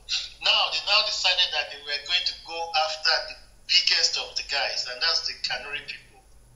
So they decided that it's now time to take on Kanem-Borno and totally raise it to the ground. The king then, before then, although they call them Shehu today, but then they used to call them the Mai. And the king then was Mai Ahmad. Like I said earlier, he was a very elderly man. And there were two very important Fulbe leaders in that area, and one of them went to get the flag from Usman and Fodio. His name was B. Abdul and Goni Mukhtar. Those were the two. And they put the army together, put the pastoralists together, and they started doing a lot of raids into Kanem-Borno Empire. And they started taking a lot of cities. And then finally, somebody emerged among them, also a Fulani man. His name was Ibrahim Zaki. He raided the capital. He did a cavalry war, and then finally got into the capital of Kanem-Borno, Ngazara Gamu. At that time, that's where it was, Ngazara Gamu. Right? So he took the capital in 1808, raised the palace, took a lot of gold. You know, the Kanem-Borno Empire, the Mai was very majestic. He had a horse stable, and his horses were always adorned in gold. They used to wear gold on their horses. He took all that gold from the stables, took the horses, and took a lot of slaves from the Kanem-Borno region and brought them back to Sokoto. One of the things Sokoto loved to get as tributes is slaves. They loved slaves, and we're going to get to that. We're just talking about the initial stage of how they conquered these cities before we now talk about the kind of empire they built. And please mute your mic as you come on stage, sir. So now, Ibrahim, after taking that city, they took nearly about half of what you know as Kanem-Borno Empire. Kanem-Borno Empire was one of the oldest surviving empires in our part of Africa. Like someone said, it started in the 7th century, but it became a massive empire in the 11th century, and it was an empire far into the 17th century, 18th century, and they started declining shortly before the Fulani Jihad. And its land was big into what we call Tripoli today, big into what we call Egypt today, big into what we call Chad today, and part of Sudan. That's how big the Kanem-Borno Empire was. And the major trades, connecting caravan network trades from the Middle East into that part, our part of the world, the Western African part of the world, came through the Kanem-Borno Empire. So they made a lot of wealth from toll fees as well, and also, of course, merchant cities.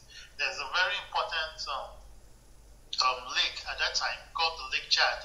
The Lake Chad was inside the Kanem-Borno Empire, and there was a lot of agricultural activities going on around that lake. So it was a very wealthy dynasty, and it was built around that lake. And of course, that lake was the subject of attraction when they were going to attack the Kanem-Borno Empire. So of course, he knew that he couldn't fight back. That's the mind, the king of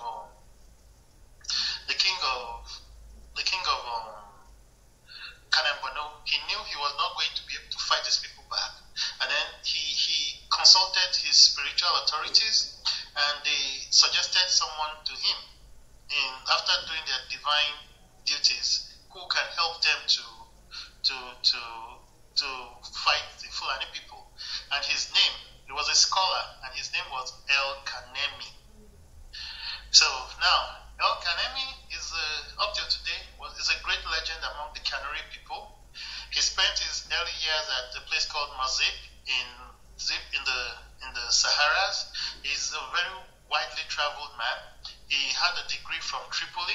He lived in Tripoli for a long time, and of course went on pilgrimage to Mecca with his father. He was in Darfur, and he was in larger parts of Nubia. So he's been really exposed. He's joined the Ottomans in the few campaigns at that time, learned to be a soldier in those regions. So he had a wealth experience in spirituality in terms of Islam. He had a lot of wealth in terms of military skills. So they brought him back and asked him please to help them mobilize an army to defend the Kanem-Borno Empire. And he led an army, and he was able to take back some cities that they got before. And then he started conquering back and taking back lands and started building momentums. He took back the capital that was taken, and Goni Mukhtar, the Fulani man that initially took the capital, he actually killed him in battle and decimated his army. And so after that, they got a little bit uncomfortable, and they started building momentums. Now he made a law and said all Fulani people in Kanem-Borno lands must all be killed. And they were not taking prisoners, they were not risking hostages, or they've seen what happened in Hausa lands, and they didn't want that to happen, that which there will be someone from inside that would continue to encourage the people from outside to build that network. So they destroyed their settlement, confiscated everything they had, and killed all of them, and the rest that could escape kind of fled. So they purged their land of Fulani people.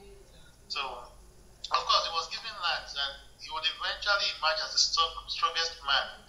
And at some point, he became the center focus at the Kanem-Borno, and would be now the one to build the Safawa dynasty. And his descendants, after him for a while, started taking the title of Shehu, and the real power of Kanem-Borno moved away into his bloodline from that point.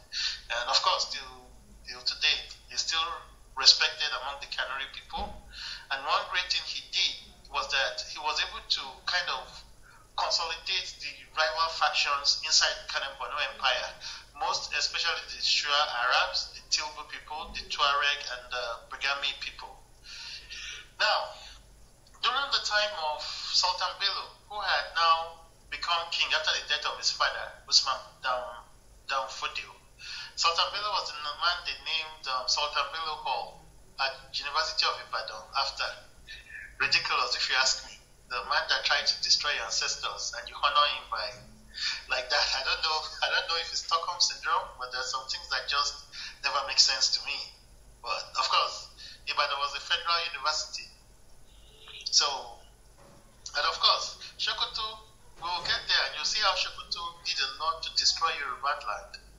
And today, the Alaafin of Oyo, because he's a Muslim, is under the Sultan of Sokoto, because the Sultan of Sokoto is the one that determines the important Muslim calendar dates. Ridiculous, if you ask me, even if it's done in the name of religion. I don't know where those lines get drawn. Maybe it's just me.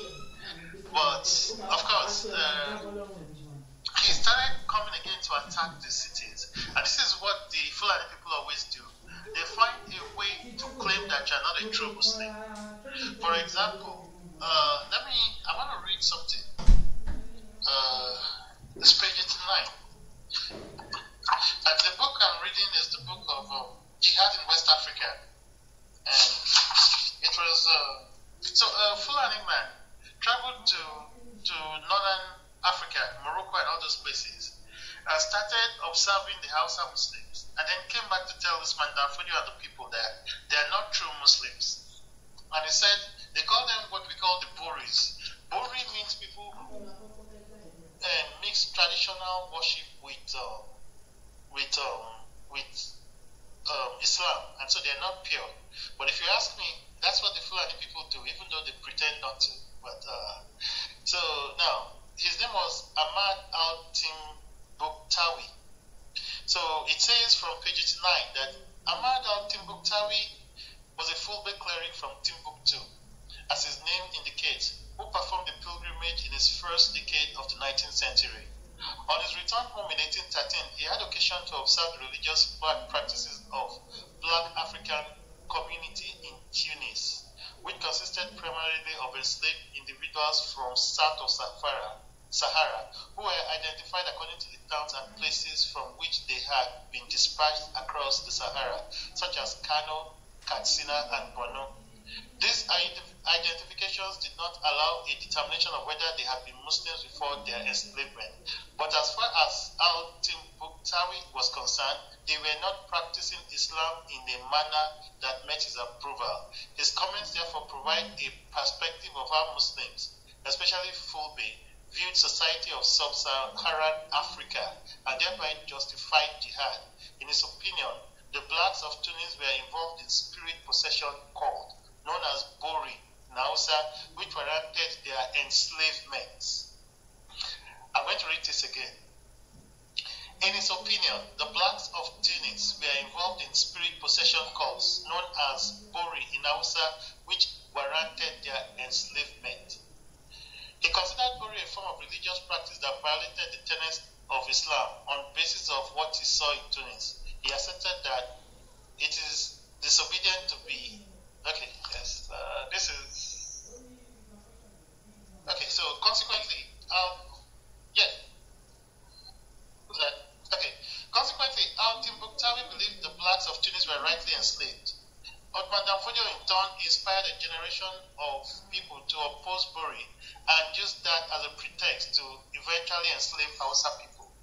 I'm going somewhere with what I said because, as we said, a lot of Muslim clerics were with Usman Fodio, and we're going to talk about what he did after he got the jihad and how he betrayed these people in the name of gerrymandering and clever games. So we're going to open the floor again now for a minute, and then we're going to go into the next session. Thanks. Like we said, it's engagement. So please, don't let one person just be talking. I beg. Thank you, Bunker. Yes, of course, I think we have people on the stage that would like to engage, ask questions, and contribute. And as you can see, Mr. Remy flashing. Please flash your mic if you have one or two things to contribute, or you have a question, direct question to Bunker, or you have something you want to say, you can flash your mic, please. Yeah, I already have something to say. Okay, Mr. Awa, Mr. Remy. All right, we'll start with Mr. Remy. You can go, and then Mr. Awa, you can go after Mr. Remy. Yeah, so, Bunker, I just want to go back to your previous comment on the British and the use of religion. I think for me it looks more like ethnic manipulation, because that was what that has been their strategy all over.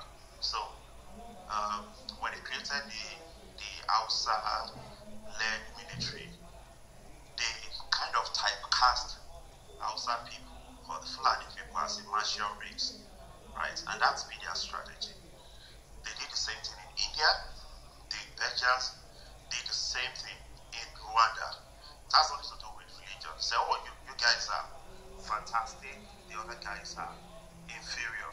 And they kind of divide people into three groups. You know, the superior northerners, right? That's how they cast them, that they're martial race, they have, you know, written tradition and all of those things. And I also think it's also the interaction with the Muslim world and the Europeans, because the Muslim world was more advanced and enslaved them. So they see them as superior, they kind of see them as superior. Then the next group were the group that fought against the British, and those ones were especially the Igbos, and that was their decision was to make sure the Igbos never joined the military. They even said they are not worthy candidates for the military as at that point, until the Igbos became, you know, they found out the Igbos are the most educated, and they started making them officers, they take up technical roles. Initially, the Hausas were the military, other tribes like the Igbos made them porters. And I think the last group of people were the people that they felt fought against the Fulani or the Hausas. So this will include the people in the Middle Belt region. So they started with the Hausas, and later they increased their recruitment of the Middle Belt region, because they said, oh, these people are martial race. So it's more of ethnic manipulation. You know, they started, if you look at it, when Glover started the military, and then they transformed into West African Frontier Force, they made Hausa the official language. The Hausa was the official language. To be an officer, you have to pass the Hausa. They won't make it that you must be an Hausa speaking force. So, and that was their approach, and that's how they do. So I think it's more of ethnic typecasting. Remember that most of the colonial guys that came, they are mostly Christian, they are bottom of the barrels. Terrible, terrible people. Just like Usman and Fodio, they use religion as a way of manipulating the people. They get people to say, hey, you convert to Christianity, then you belong to this. They did that within the Igbo, say, oh, you convert to Christianity, then you belong to this secret society, which was being used to fight against it. Because you become a Christian, you have to tell us all the secrets. And then that was like a guys that fought against them in Igbo land, the Western Igbo.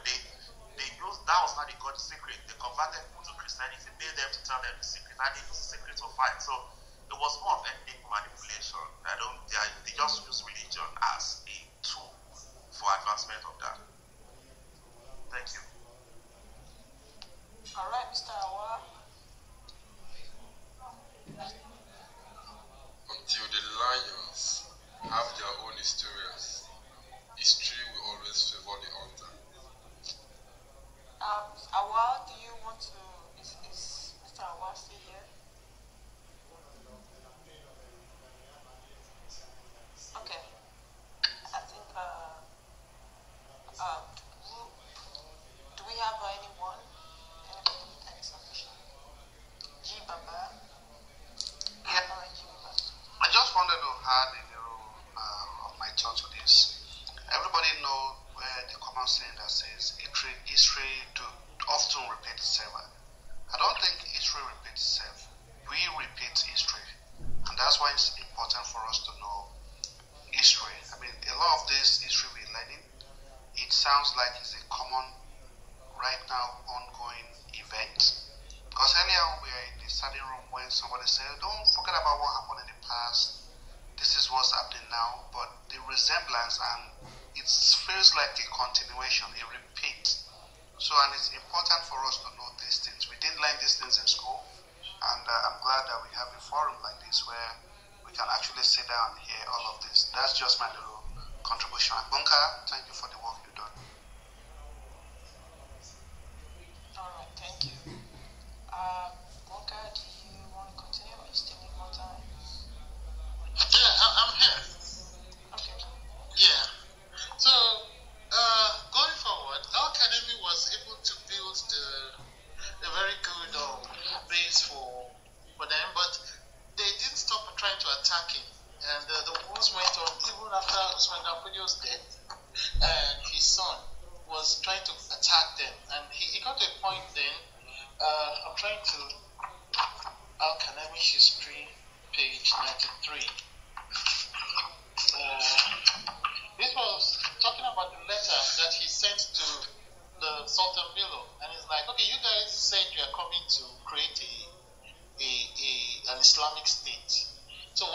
attacking us. Like, I mean, we can understand why you're attacking Hausa State. Why are you attacking Kanem Borno, which its laws and everything are based on the Sharia code? You know, so now it says the various letters between Bello and Al-Kanami, the parent pillars of two major states in the region, confront the issue of who was a Muslim and therefore should not be enslaved, and who were opponents of the Jihad and therefore were classified among those who could be enslaved. Now this letter was exchanged because the Fulani people sanctioned raiding Kanem Borno lands and taking Kanuri people to sell into slavery on the basis that the only people that can't be sold into slavery were Fulani. And the paradox is interesting because they said it was because they were Muslims, but there were so many Fulani people that were not Muslims as well. So it became very complicated, and this was the reason for the exchange of the letters between them. And it says I'm reading from page 93, the biographical accounts of Muslims who were enslaved during the Jihad demonstrate that many Muslims were in fact enslaved, despite the intentions of the Jihad leadership. Al-Kanami's position on Jihad provides the most serious critique of the necessity for Jihad. According to his interpretation, there are 4 types of people in every state, namely unbelievers, apostates, Muslims who care little about the requirements of religion, and Muslims who are completely immovable in their faith. Bernard quotes Al-Kanami as saying that every country in this region contains these 4 types. Anyone who gains control over them by aggression will inevitably have the difficulty of discrimination. And whenever the difficulty of discrimination has made all injury general, then the abandonment of the unbeliever is more acceptable than the killing of a Muslim. In pursuing the Jihad in Borno, Goni Mukhtar argues that Borno could be attacked for 5 reasons. Goni Mukhtar is the guy I was talking about, the man that was fighting on behalf of the Sokoto Caliphate, and Al-Kanami eventually killed him. But before then, he has done a lot of damage and took a big part of the Kanem Borno, including the capital. But now, Goni Mukhtar argued that Borno could be attacked for 5 reasons. Sacrificing of arms was common at certain places. Free women were willing to cover their heads. Can you hear that nonsense? Bribe taking was prevalent. Money set aside for orphans was being squandered, and false judgments were being rendered in law courts. Al-Kanami refused to accept this as constituting unbelief, although he considered these practices reprehensible. According to Al-Kanami, all countries suffered from the presence of sinful actions, but that did not constitute unbelief, nor did it warrant a jihad. So, these were summaries of the letters that were going on between them. There's a series of letters. If I start to read them word for word, I will end up boring you. But you can just see the hypocrisy behind that. They just always find out. The first thing they did with the Hausa people, after they have been able to use them, the clerics and all that, they told them that they did not qualify to be Muslims because they did this, they did that, they did this, and they were boring. So based on that, they were not equal with the Fulani people. That was the excuse for the racism against Hausa people. For the Fulani people as well, they had their excuse. But they did not eventually succeed in taking Kanem Borno. Now, by this time, Usman Fodio had died. And before he died, he divided the empire into 2. One capital was at Sokoto, and the other capital was at Gwandu. The capital at Sokoto was supposed to work with Madibu Adama, to annex all the way to Cameroon, and then the capital at Gwandu was supposed to conquer down until the Quran was buried in the sea. So the one at Gwandu was now tasked with the mission to take 4 important regions in the middle belt, what we know as the middle belt today, but 2 major ones. And the 4 major ones were the Galas, the thieves, the Baribas, and our dear beloved Ilorin, the place of controversy till today. So now the Nupe one is what we're going to talk about, and then we're going to talk about the Ilorin one. And then we're not going to talk about the other two for the sake of time, so that we can now go into the structure of the region. Now, they did not find a Fulani man to put in the paper. So they found somebody called, his name was Abdurrahman, and Usman Fodio gave him a flag, and he launched a jihad in Nupe Kingdom. Now, Nupe is not a pushover. That has been a warrior nation since the 1200s. In fact, Nupe was so powerful that at the time when Oyo was in trouble and they needed a warrior king, they had to run to Nupe to go and get one of the sons of what's his name, Oromiyo. His name was Shango, to come to Oyo to help liberate them from the, I believe it's the Owu people. And this man came with a lot of powerful warriors from Nupe, and it was with these warriors that he liberated Oyo.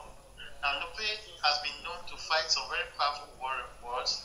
They've actually been known to invade and even sack a powerful nation as Oyo during the time of Alafin Yonibogi.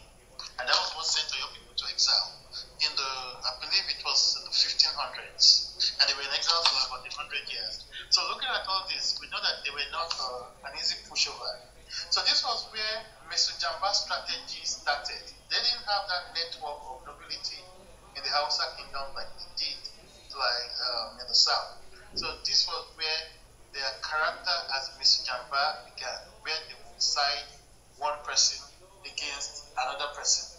So after he fought that war, and they were able to kill the Etsu of Nupe, his name was Jikanko. And then between the two warring between the two warring factions, they started pitching them against each other until they finally destroyed the Nupe kingdom and then built a Fulani emirate at Mida. Now, this was where it got tricky. When it was now time for him to rule, he went to Gwandu and said, okay, I've put this place in order. Now I want the mandate to now be the emir. And the emir of Gwandu, who was in charge of the southern capital, Usman Fodio's brother, said, no, I can give you that mandate because you're not Fulani.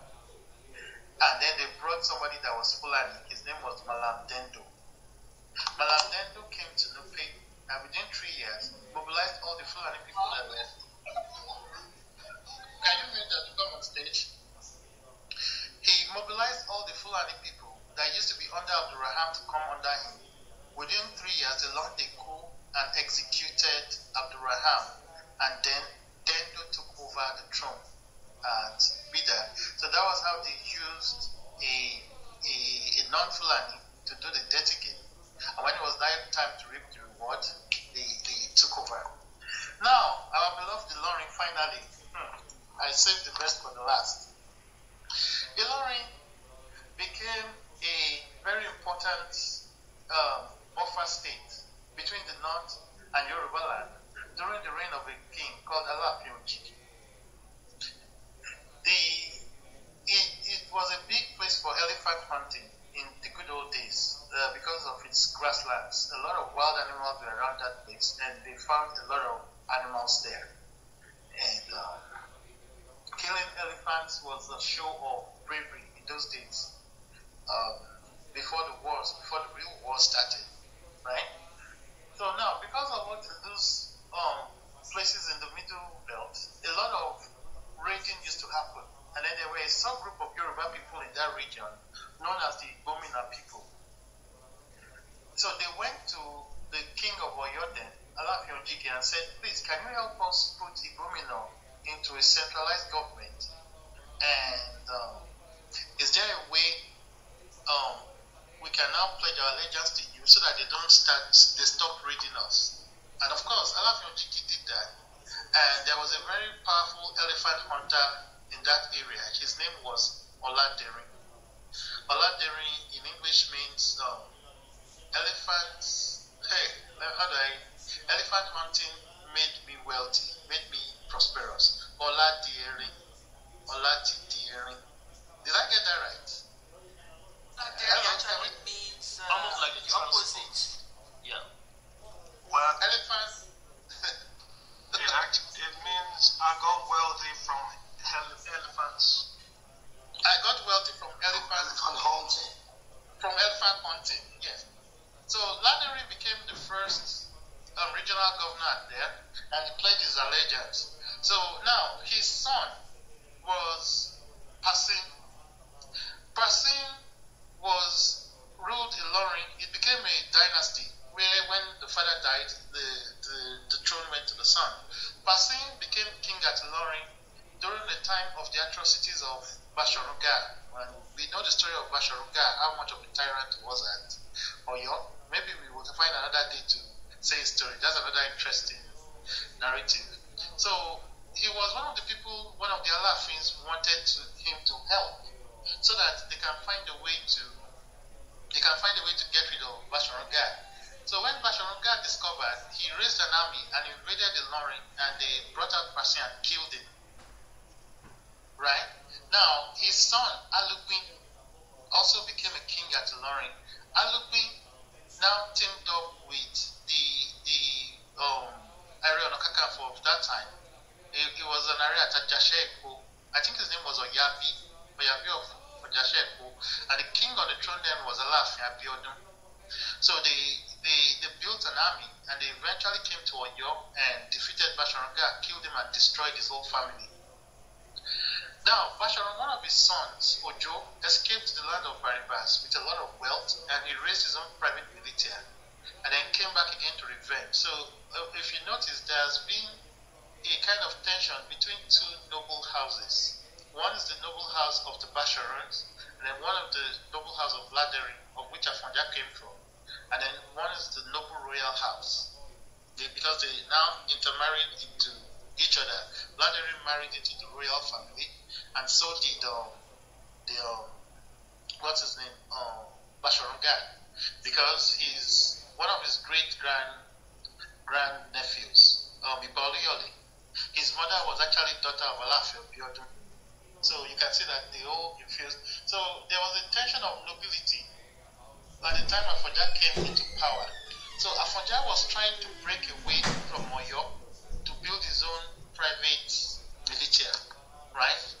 Now, at this point, this man showed up, another cleric, one of the seasoned clerics like Usman and Fodio, like Madibu Adama, or Nasir, the Toro big guy.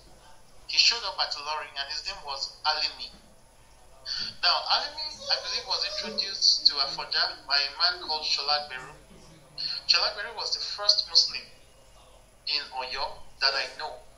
It's a subjective one, and I don't want to be quoted for it, but I don't know any Muslim of Oyo heritage before Sholag Beru.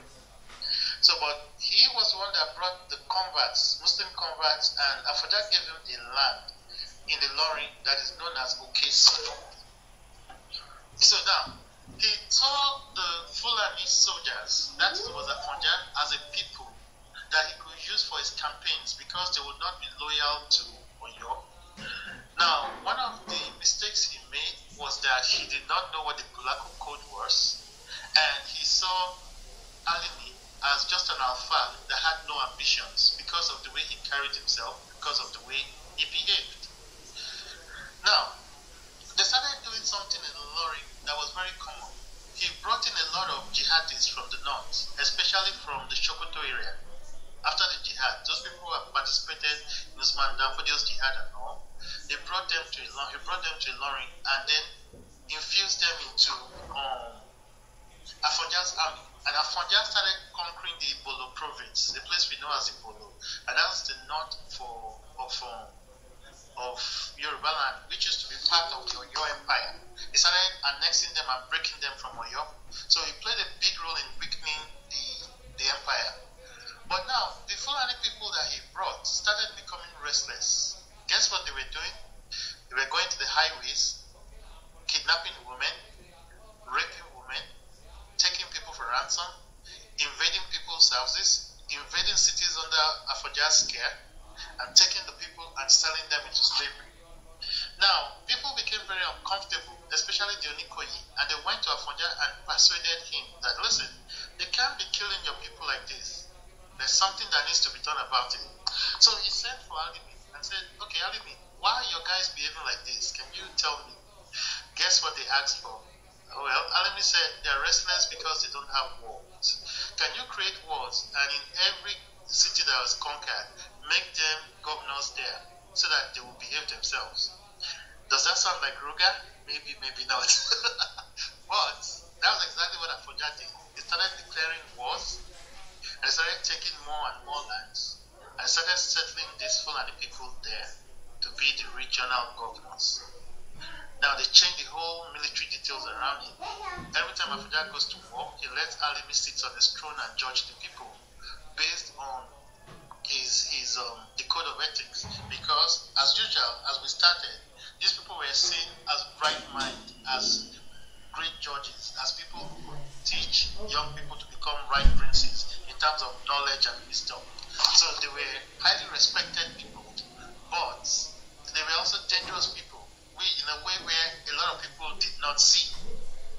So this was what Alimi was, and nobody saw it coming. Now, the writing became shown on the wall, and people started warning Afonja that it seems like this man is alienating you. One of his generals, the Bali of Jabata, came to him and warned him, and was going to disgrace him openly. The same way Obasanjo did at some point, when somebody came to him to tell him, why are you doing all these things in the north? Why not doing some in the south? I mean, people know that story, right? But it's a Yoruba proverb that says, Ajati oba nipo feriode, koni Ajati oba masono, nipo feriode. And it was the same thing that was done to Ironsi when the Northerners carefully changed all the security details around him to isolate him, and he did not see it coming. The only difference is that for them it took 3 months, and for Alimi it took 7 years. So after a while, they now decided that they were going to launch their attack after they are fully settled. And before they did that, Alimi went to Sholagberu, who had become a warlord then and was very powerful. And he had him turbaned.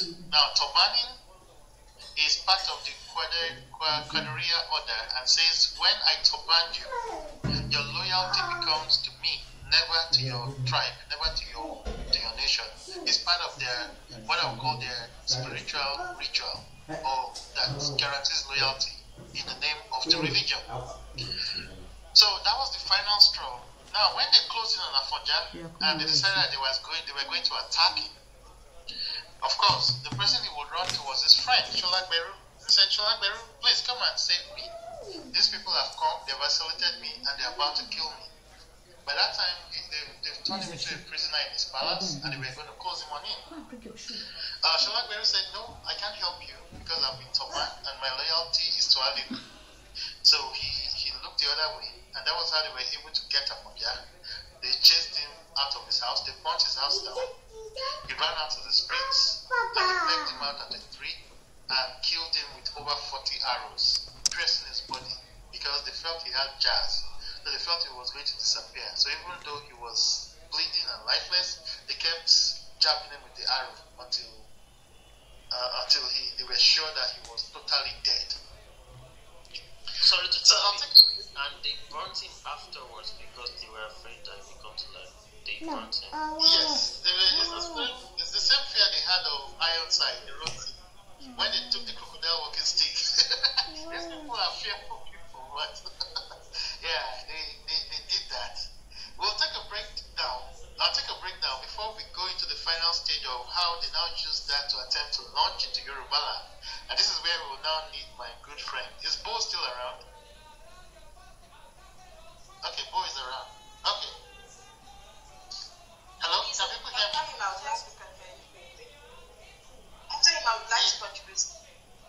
Okay, so Bo, I don't think Bo has been listening. No?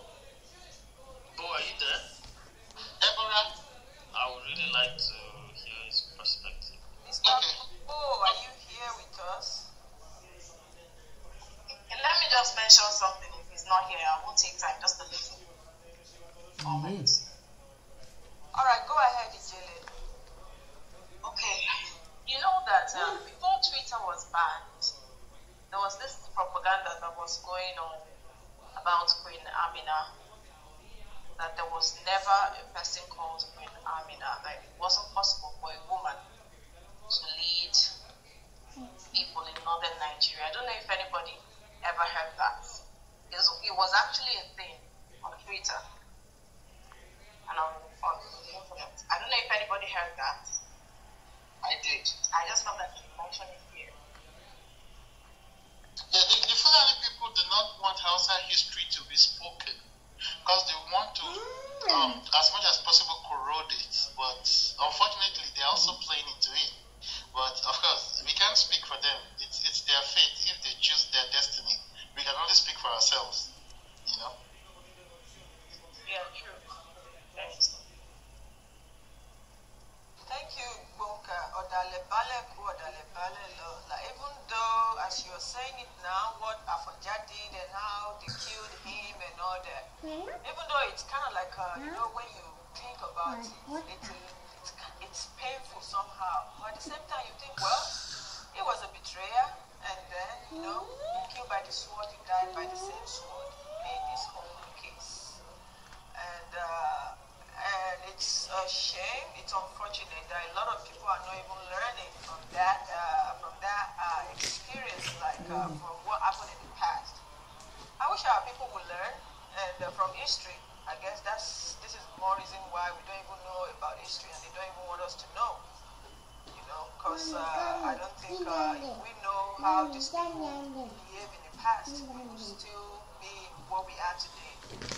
It's so important for us to know. And thank you so much, Olga, and people like Mr. Olabala also. We thank you for your wisdom. Do we have anyone that has anything to say? I just want to add something. Okay, Mr. Bo, are you here?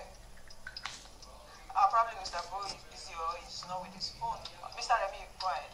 Sorry, Mr. Bo is here. Sorry, I had to. We're going to find you $1,000. I am so sorry. All right, Mr. Bo, we will need your perspective. We will need we need to tap from your wisdom. But before that, we want Mr. Remy to go ahead, and then you can continue after Mr. Remy. I just want to point out that the Oyo people, I think they were more perceptive with the intention of this Fulani in the initial age than Afonja. There's a paper, it was written around 1982. If you have an academic account, you can get it from JSTOR. It was called the Imperial Crisis and the Effect on the Status of Islam in Yoruba land in the 19th century. And one of the things I was written there, but I think was, you know, they were quoting maybe Clapperton, you know, one of those explorers. Said the Malams, because I think it's really the outside of the Fulanis, because they refer to the Yoruba Muslims as Hanifa, so they were saying the Sheshe were complaining about what the Malams were doing. And at the point, the Alafias at that time had to even massacre most of them. And, you know, one of them, Mohammed Ibu Hajjah also, was one of those guys. I think they call him Ankara. He escaped naked to Sokoto Caliphate. And he also drove out, and he was running around at this point too. And he was driven out, you know, but it was in that Fodio environment, you know, as a magician, you know, teaching people, you know. So the Oyos were kind of alive to that. They get a wind of their intention, but Afonja didn't, you know, and, you know, he kind of nailed himself by 1817 with the slave rebellion, calling all the slaves to come, and most of the slaves in the whole Oyo Empire were mostly Hausas and Fulanis, and, you know, they escaped to him. The other thing that Bonka mentioned that's also interesting was the issue of LAGBA, who was a powerful Muslim Yoruba warlord. And in that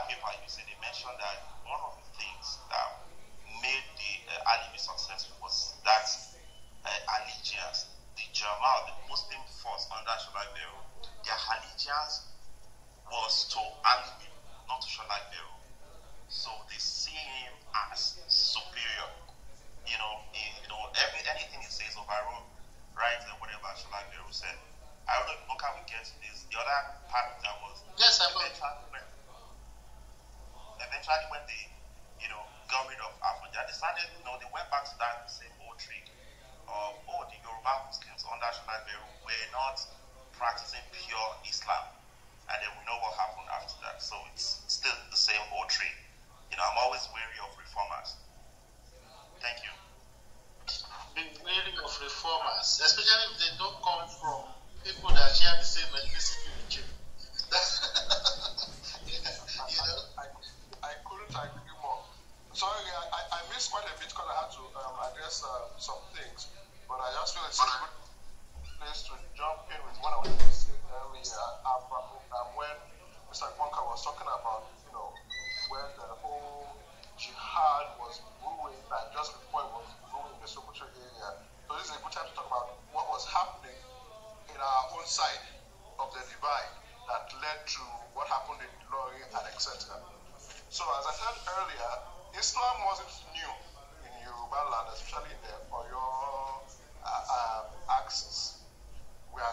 They had been practicing Islam, or we had Muslims for about 400 years before, if not more. But now, the extremist brand of Fodio that was happening in the north, you had Yorubas going in and out from there, it was beginning to creep up in Yoruba land. And as it starts getting more traction in the north, the few extremists in Yoruba land started getting more emboldened to the point where they were beginning to commit sacrilege and attacking shrines and sacred monuments within Yoruba land, which led to a revolt. It led to the Alafia of the time, kind of having to deal with them and the people rising up against them. Because Yorubas, from time immemorial, had always been tolerant of different ideologies and different religions. So at first, they saw these people as just a unique, weird type of people until they started committing this sacrilege. So they decided to decisively deal with them, kill many of them. But this was also the same time that Abonja was starting his rebellion. So he took the opportunity and he called all Muslims in Yoruba land that were in particular, they can come to Ilori, and Ilori would be a safe haven for them. Because at this time, he was rebelling against Allah, but he did not have, Ilori was not a defended city. So he did not have the ability to defend it, so he needed people to come and defend the city. Ilori wasn't a big city like that at that point. And everything from there, as you know, is history. So that's how, the type of Islam we see today crept into Ilori, and then the Alimis came, took advantage of that, and as Islamic scholars, the same way the Fodios did in Sokoto, etc. So the point I'm trying to make here is that it's not like they just came to Yoruba land with this kind of jihad. As I always say, the concept of Islam had been allowed to kind of fester, and it wasn't checked on time until it became this thing that we couldn't handle anymore, and we allowed outsiders to come and take advantage of. And this history keeps repeating itself in many ways. Today we have the what would call him the Murik man that is pretty much playing out the same scripts that happened at that time. So I just want to give this perspective that as we're dealing with these issues today, we need to keep all this in mind and realize that history repeats itself, or we keep repeating history however way you want to put it. I yield for now. Yes, thank you very much. Dr. E is my special guest on the floor today, and welcome. Thanks for joining us. Thank you for inviting me. I just want to ask a question. I just wanted to know if unity and peace is possible in this situation, and how do we open a channel of communication with the Fulani and Hausa hardliners? May I address that? Okay.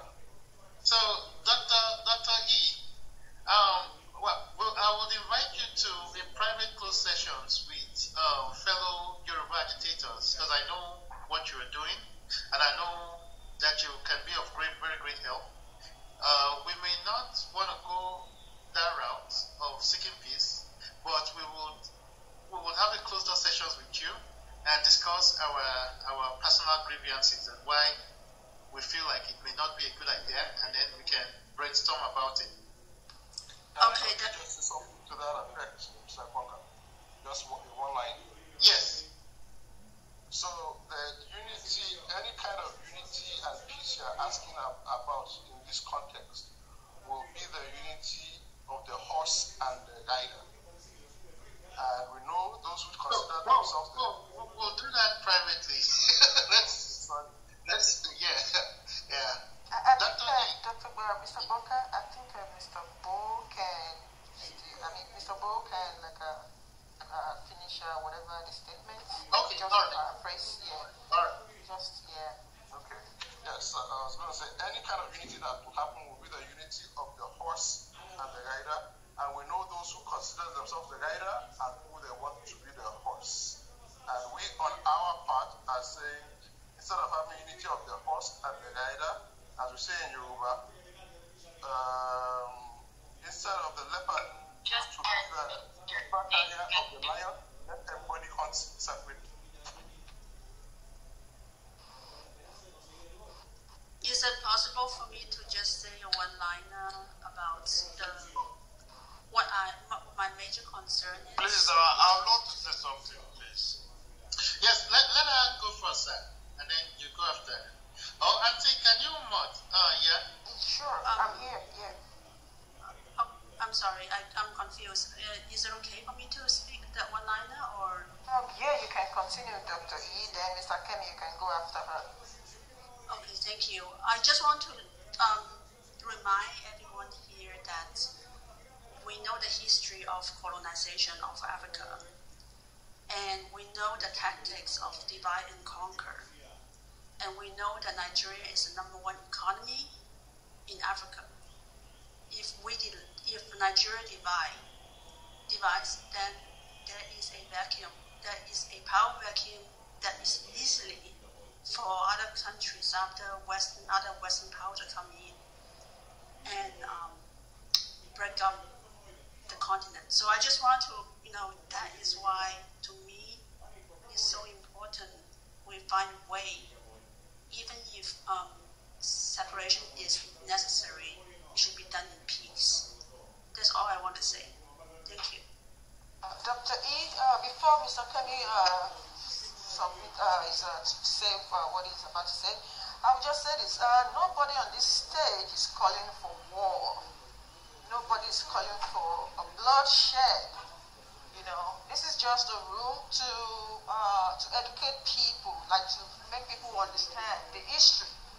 Because as we all know, they don't teach history in Nigeria, so we don't even know our past. A lot of people don't know. We don't know what happened between my ancestor and these other people's ancestors. We don't know. And that is why this room was created, to educate people. We are not calling for war.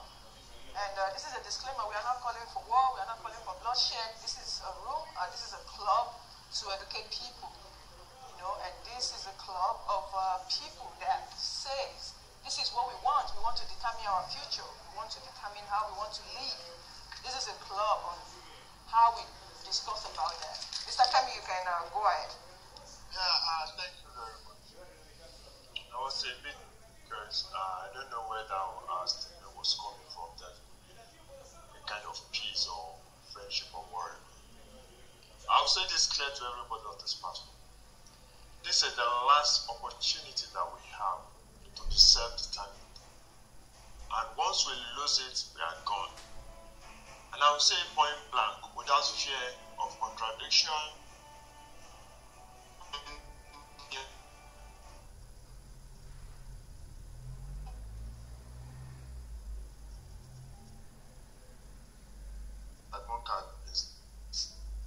Yes. Mr. Kemi, can we, is it me or your network is kind of on and off? Yeah, I don't know. I'm picking me.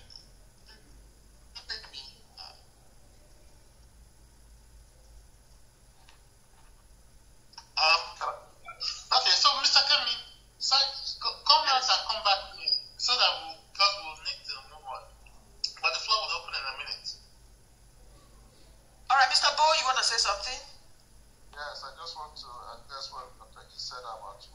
Nigeria be the biggest economy and there will be a power vacuum. You know, all that is debatable. I saw.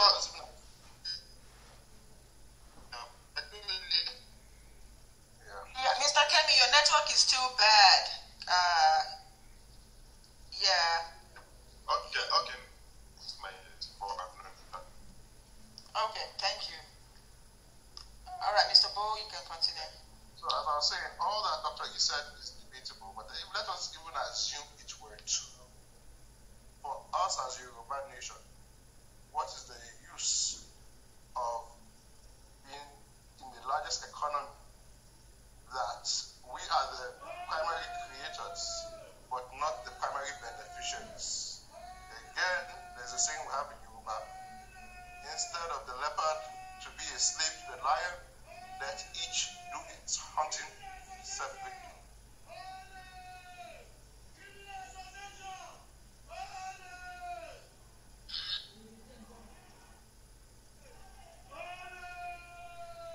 Okay, thank you, Mr. Bo. Can we continue with the topic of the room? Or is there something? So, okay. Yes, we'll move on. And, I wanted to say about, because we mentioned a lot of people, and now it's time to tie things together. People remember Abdul Salam of Gimbana, the man I mentioned from Zamfara, and Shola Beru? Of course, we know what happened to Abdul Rahab in Lupe. So we want to talk about what happened to these two people who thought it was wisdom to turn their back against their kingsmen to support aliens. Abdul Salam did that against Yungfa to support Usman and Fodio. And Shola Beru did that against Afonja to support Alimi. So how did their fates end? Now immediately the Fulani people finally took all of northern Nigeria because of what that Fulani man that went, and I read about him earlier, did and came back. They said Hausa people are not fit to be in government because they are not true Muslims. They are not fit to be in business because they are not true Muslims. They are not fit to own land in their father's ancestral home because they are not true Muslims. So all of them were relegated to slavery. Every Hausa became a slave because of his ancestry. All the lands now went to the Fulani people, and they were now to tell the land on behalf of their masters. They were taken out of the cities and now put into slave camps. And they were to work on the farms, and a percentage of it now goes to them. Slavery became very institutionalized, and that was the first time we saw that kind of structure in our part of the world, very similar to the slavery that happened in America, plantation slavery. Now, this became very obvious that this was racism in the name of religion. It was obvious that they were tricked, and the slavery became so serious that the largest concentrations of slaves in the world was now in Hausa land, with an emphasis on Sokoto. I'm going to read excerpts and slavery. This is Harry Bad's writings, Slavery in the Sokoto Caliphate, and I'm going to read from pages 110, 106, and 110. So let's do 106. And in Senegal, Niger, at that time, the total slave held by the Fulani people was 822,000. In Guinea, same held by the Fulani people as well, the slaves there were 687,000. In Senegal, 330,000. In Sokoto Caliphate, 2.5 million. So now, this was what they did. And the people that they were doing as slaves, they were actually the indigenous people of that land. So now, Henry Bad says in 110, when he visited northern Hausa land at his time, in the 1800s, he said slavery exists on an immense scale in this country, and there are many private individuals who own thousands of slaves. In this respect, the governor of a whole province is the most powerful man. Being outstripped by the governors of Chamba and Koncha, the emir of Yola, Muhammad Lowell, had all slaves settled in slave villages called Rumde. They were Hausa people. They cultivated grains for his use and profit. While the above-mentioned officers who obtained all their provisions of corn from subjected pagan tribes, they have their whole host of slaves constantly at their disposal. I was assured that some of the head slaves of these men were in charge of thousands and each under a stratified structure. I was also assured that Muhammad Lowell receives yearly tribute of slaves, horses, and cattle. About 5,000 slaves he receives every year. So that was how the structure got to be. Hausa people became second-class citizens in their ancestral home. Until this very day, Hausa people are relegated to the back door in Nigerian politics. They don't have any say. They're not notable businessmen. They're not notable politicians. There's no Hausa minister, no Hausa governor, no Hausa commissioner. And guess what? They're the largest population in Nigeria. So they have been subjugated. Now, Abdul Salam realized the mistake he made and for protecting Usman and Fodio, and he decided that he was going to launch another uprising to reverse the mistake he did. So he waited until Usman and Fodio died and launched it during the reign of his son, Muhammad Bello. He had a friend, Jankoya, who was also a cleric. He now brought in the clerics from Kano, all the clerics that betrayed their people for Fulani people, and they now lost out in the power game. They all came together, mobilized the Hausa people that were in exile, and then they launched an all-out war to take back their lands. Muhammad Bello could not succeed in what he could not succeed in fighting them alone, so he called on Kano and Katsina to please give him armed soldiers, and they all came. And then they fought, and then they defeated Abdul Salam. He was declared an apostate. His army was ruthlessly silenced, and he was executed in a grand style. And from that point on, Hausa identity became totally subjugated under the Fulani nobility for many years. It was so bad that they will plan jihad. They will plan pilgrimage to Mecca. For Hausa people, they will lie to them that they are sponsoring it, and on the way they will arrange for them to be kidnapped and taken into slavery. So the slave to freeman ratio in Chogoto Caliphate and all this place was sometimes as much as 60%. It's the same thing that happened in Saint Domingue, Haiti. Same thing that happened in the southern parts of America. People were relegated to slavery because of their race. The Fulani people brought that here. But how did they get it? In the name of religion, in the name of pretense that they were going to create an El Dorado, a paradise on earth. And people fell for that, and they were turned into slaves in their ancestral home. For many years they tried to fight back, but they did not succeed until the British finally came. And they were happy to pledge allegiance to Frederick Lord Lugard in the hope that Lord Lugard was going to help them take their lands back. But Lord Lugard used them, and as usual, dumped them as well. So for a long time, these people have been at the back end of fate since the time they made that grave error in the early 1800s. Until today, they're still looking for a messiah that will take them out of the wilderness that they are in. Now, what happened to the case of LAGBA? Immediately after Afonja was taken out, a lot of Yoruba people and regions were rejoicing. Why? Because they were not happy with what Afonja did. But there was a man at Obomasho, his name was Toyeje, he was the Bali of Obomasho, and he was telling his people, like, listen, you might be angry with Afonja, but I tell you, these people at our backyard, they are disaster waiting to happen, and we can't afford to have them. This is the jihad that are taking the sweat of all the north, and is now in our backyard. Because immediately after Alimi's death, Alimi did not rule for long, and his son Abdul Salam became emir, and they were scared that Oyo was going to revenge one day. So Abdulsalam went to Gwandu to go and meet Usman Fodio's brother, and he received a flag.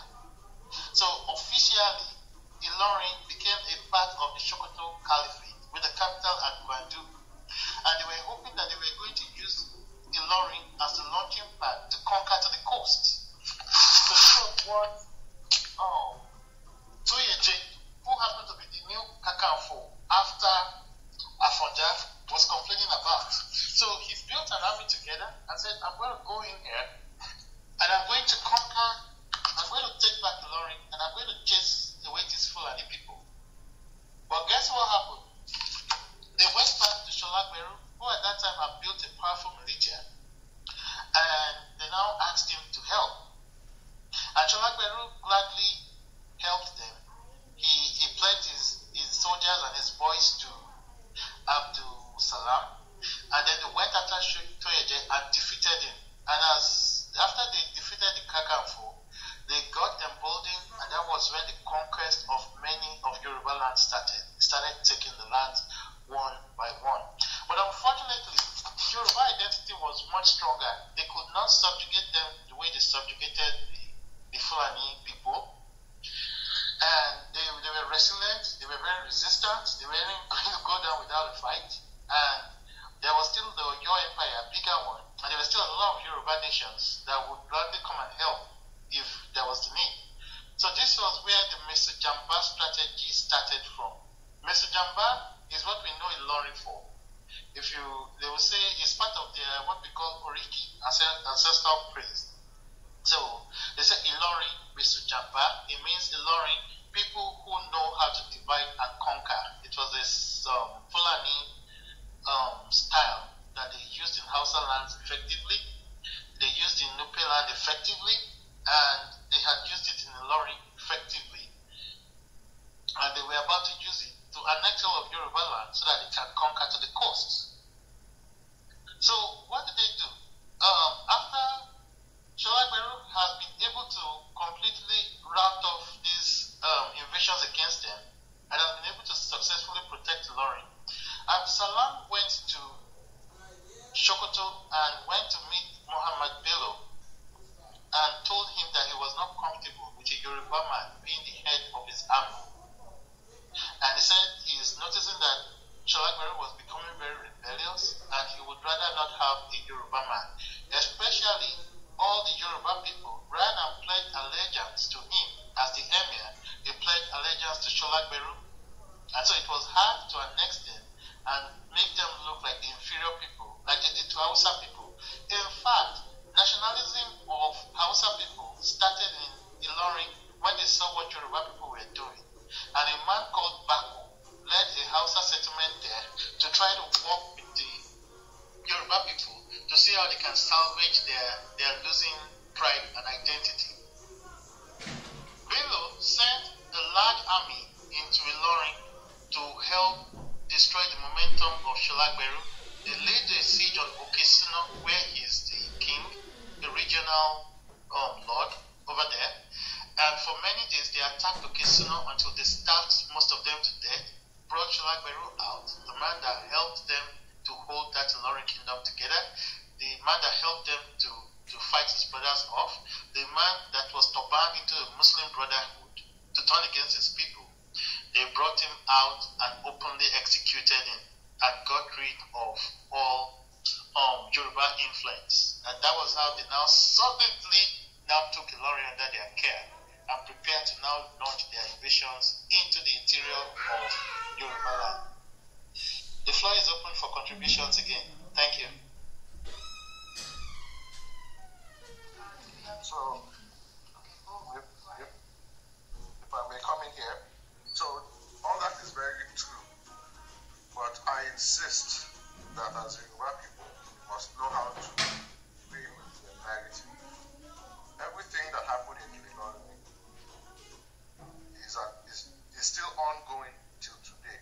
You still have the Yorubas in Ilorin till today who do not accept the overlordship of the emir. And this was the case up until the British came. The emir had no effective power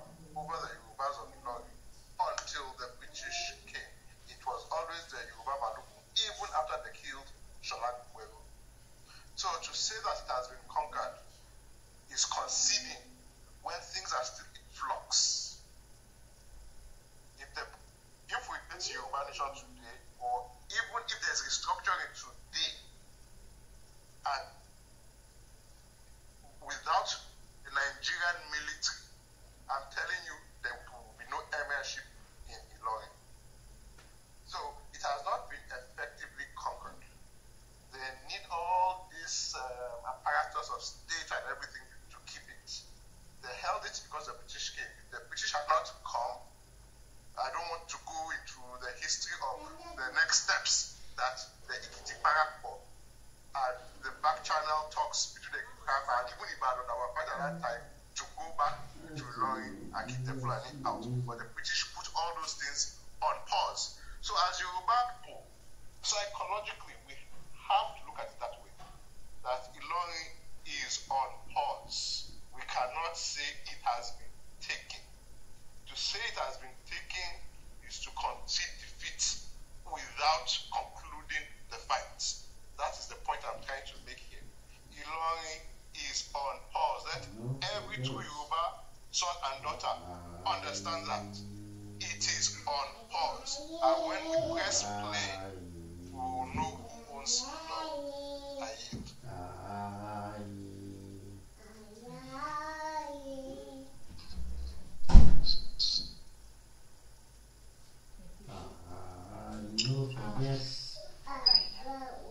Yes, I'm here. So, should I go on? Or I have a quick question.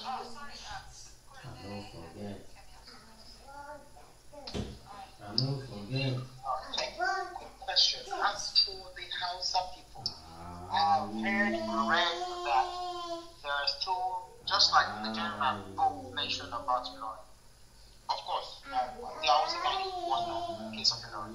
There are still Hausa people, Hausa born, who hold that their heritage strongly and who are fighting to retain their place. Could you tell us, Bonka, about their struggles? What have they done over the years, decades, centuries? What have been their achievements? What do you see of them taking back their heritage, taking back what is left of whatever they can salvage from what is left of their land? I'm talking about the House of people now. Thank you. So this is another question too. I saw Mr. Kevin flashing before. Okay, it's Remy. Okay.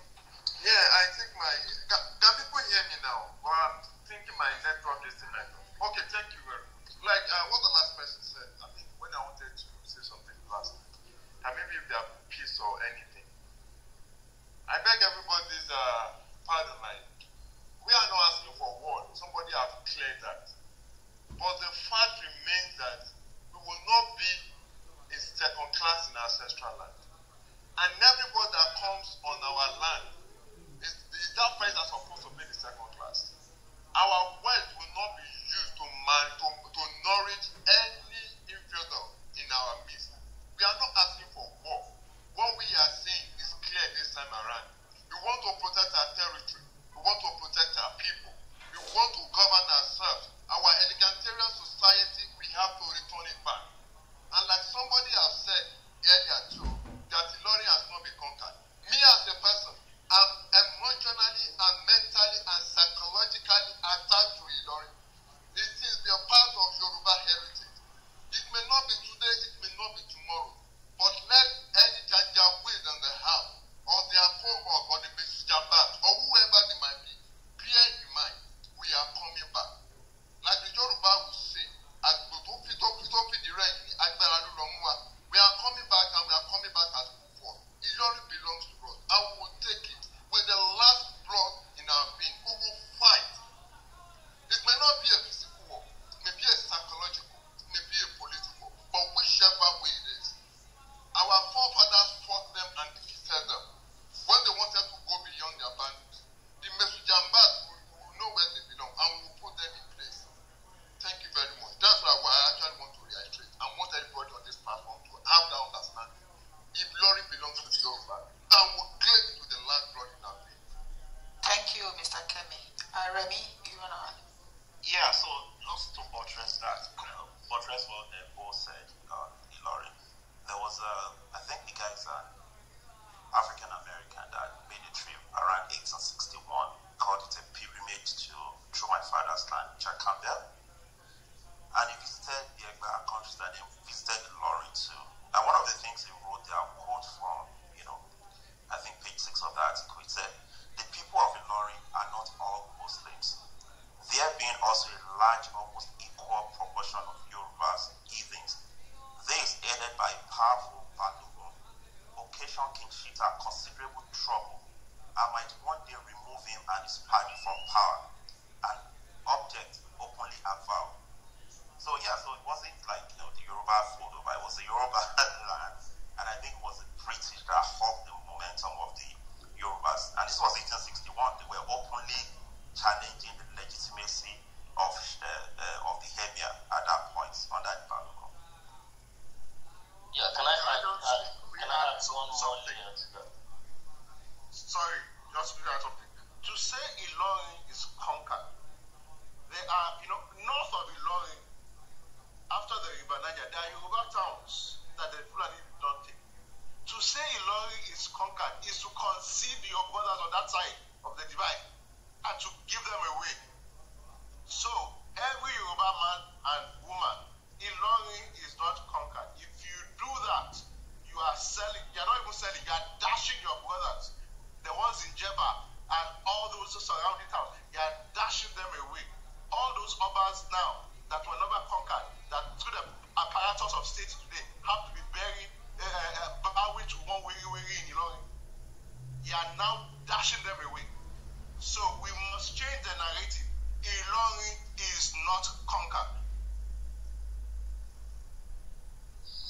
Thank you, I just want to add one more layer to that to say, prior to recent times, I used to think like if you go to Ilorin, what you will find is, people speaking Hausa language everywhere, speaking Fulani. That was my mindset until recently when I spoke with someone, a Yoruba person who lives in Ilorin right now, even as I speak.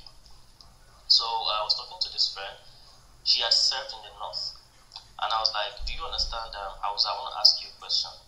Some research I was doing, I was speaking up Hausa when I was serving in the north. So now I don't really, I didn't really pick up much. So my question to her was like, wait, but you live in Ilorin, so how come you don't speak Hausa like that? And then she made me understand no, it's not like that though. It's very Yoruba. Yoruba is what everybody speaks. People rarely speak Hausa, not to talk of Fulani. So the society is even till now.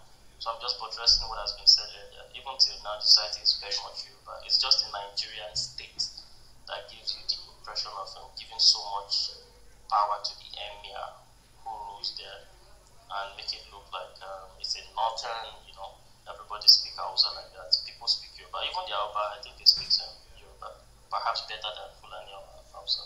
Even their emir. Even in their emir's palace, they speak Yoruba. Mr. Allah, God bless you. We knew what Gani Adams wanted to do was it in 1990 or 1999? It was this Nigerian military again. So it is very, very fresh and the pain is still there. We will fight. Even if these people want this physical, our forefathers were not slaves to them. And we will not succumb. Thank God for the history that is being taught. Each time I hear this story, I get angry, I get bitter. I will take revenge if I have the opportunity today. Nobody should tell me again that the Lord has been conquered. No, none of our land, not even our niche, will belong to the Fulani.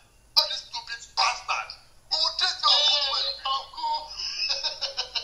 So, just one more thing. My last submission on this matter. We should stop calling that man Emir of Ilorin. I call him Wiri, meaning towel head. That is one thing. And that towel head cannot open, even in Ilorin, he cannot openly say he's Fulani. He will rather just say he's Ilorin. That's the point I want to make. Yeah, I understand. Ilorin is not an ethnicity, it's not a clan. When you start saying I'm Ilorin, what does that mean? He cannot openly say he's Fulani, even within Ilorin metropolis. He knows what will happen to him. So we should not be conceding what has not been lost. Let me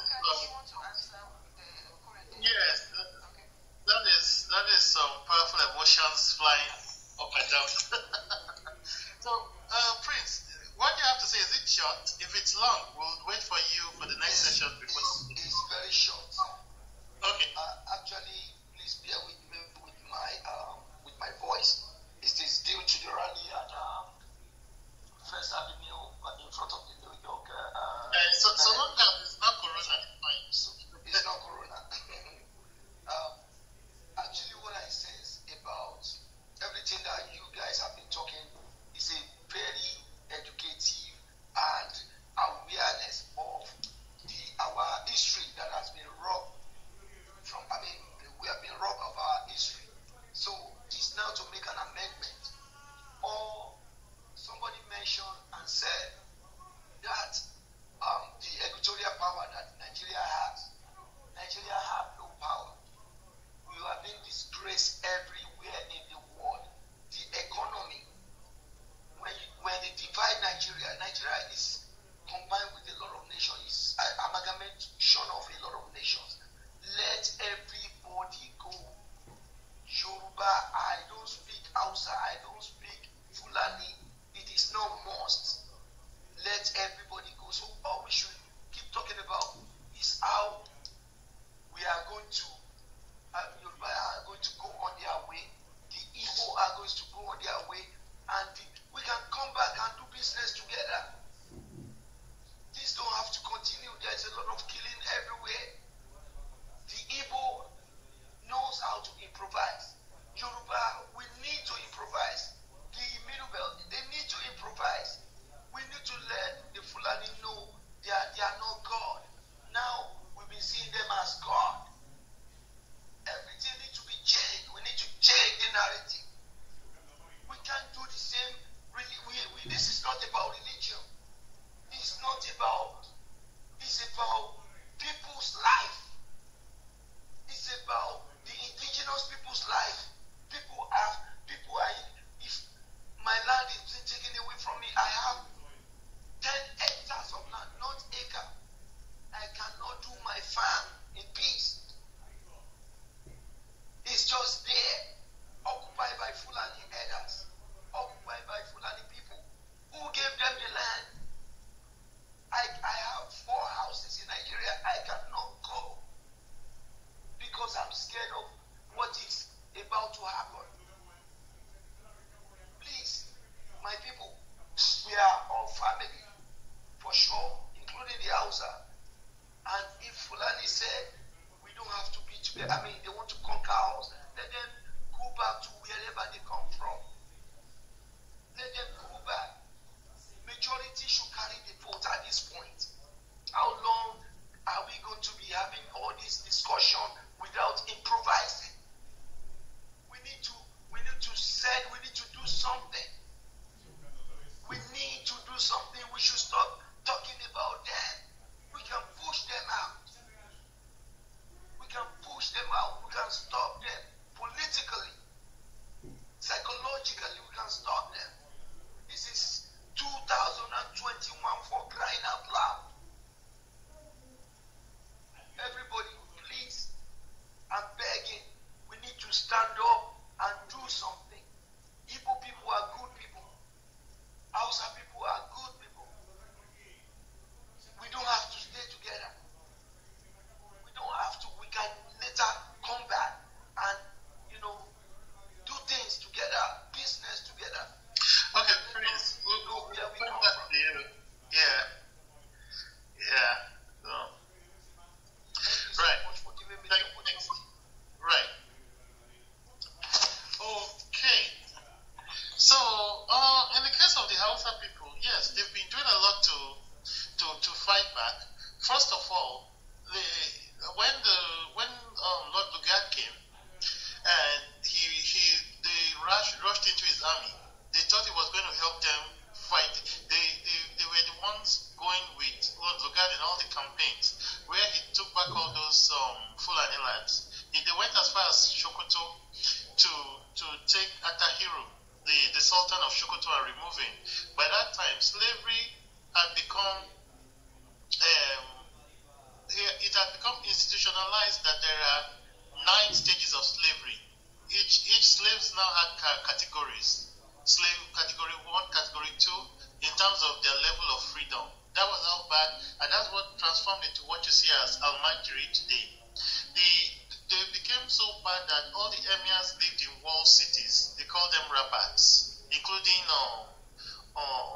Muhammad Bello himself. They moved from the capitals and had to live in walled cities because they constantly lived in fear of attack, especially from the Hausa people that had moved away, and they were now in Niger, or some of them have moved further down south. Then there was the Aminu Kano movement in Kano, which of course the British was able to destroy that momentum. Then there was the Maitatsine riots, which was a very tough one. And recently, although it's a controversial situation, there is the El Zakzaki movement, which in a way is a form of Hausa liberation movement, but it's done in a way that they would not be able to use religion to hold people hostage, and they made it look more like a Shia movement. I don't want to go into that because it's going to raise a lot of other topics, especially for people who hold religious sentiments from opposing views. So, but those are things that have been happening, but they've never stopped fighting. And a lot of Hausa people reach out to me, to many of us, but they're too scared to talk openly. And you can, if you see how ruthless their overlords are, you can understand why. So that is what is happening now. In the case of Ilorin, like I said earlier, unlike the emirs, where immediately they took over, all the clerics pledged allegiance to them, the soldiers pledged allegiance to them, to the emirs. It wasn't like that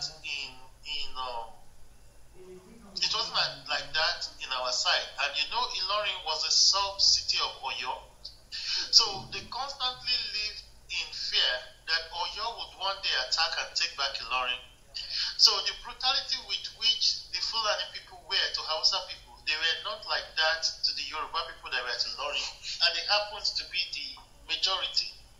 So after they got rid of Afonja, and then they got rid of Sholagberu, they saw that it will be hard to have Yoruba people pledge allegiance to a Fulani emir. That was why they created the positions of Balogons. And now they worked with the Hausa people and got their support. The leader of the Hausa people at that time was Bako. Bako was the father of Ali.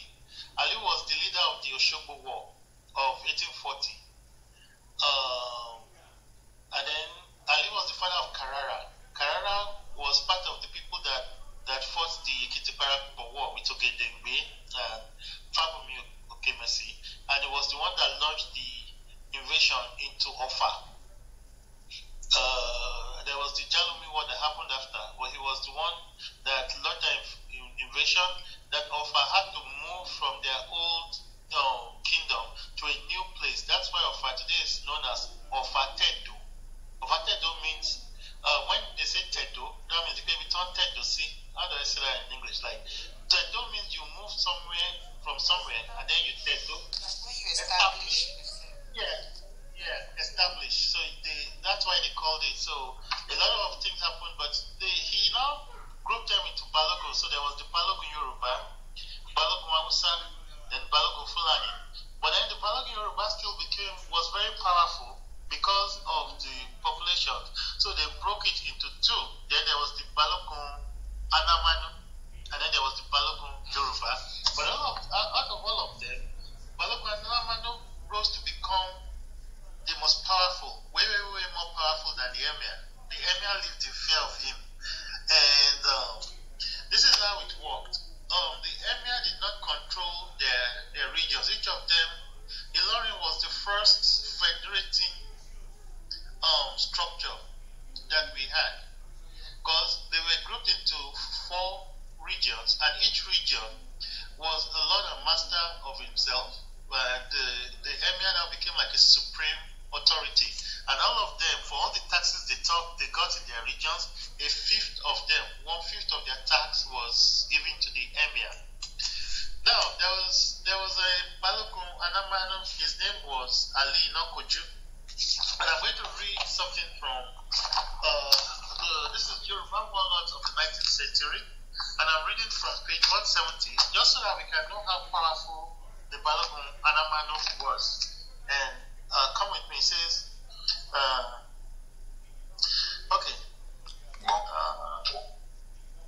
Yes, Adamu succeeded his father as Balogun, but without equivalent influence.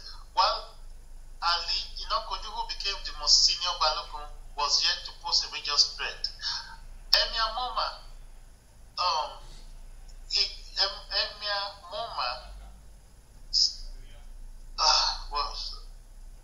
Moma ignored Adamu and settled the lingering war with Ibadan to accept the intervention of the British in the peace process.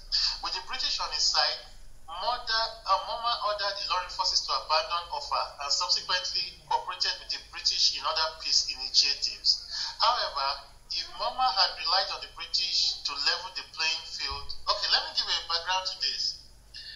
The Emir was trying to play a fast one on the Balogans because when the British came and they were trying to do indirect rule, they were discussing with Moma that they were going to destroy the powers of the Balogans, especially Balogun Inokoju, and that's the Balogun Anamanu, and then raise him to be the supreme king.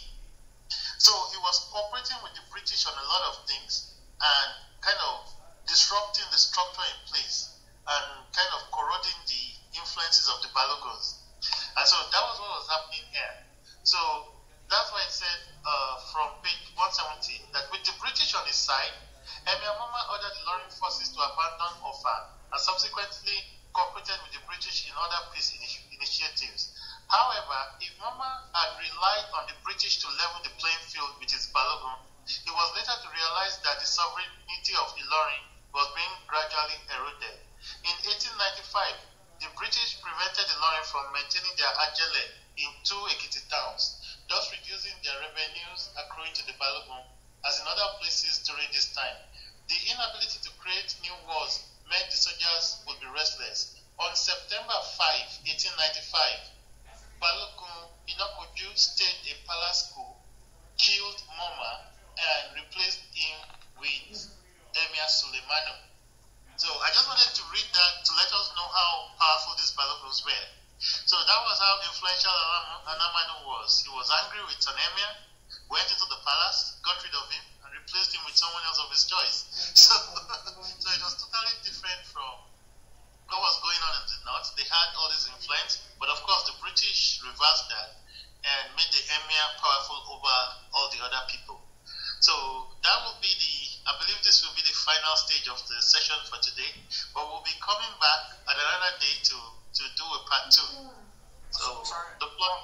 I think this is where you are obliged to tell the audience what we're trying to say, that it is not a conquest in the sense that you may have portrayed it initially, that things were still in flux, and now we see the influence of the British and how they put things on pause, like I said.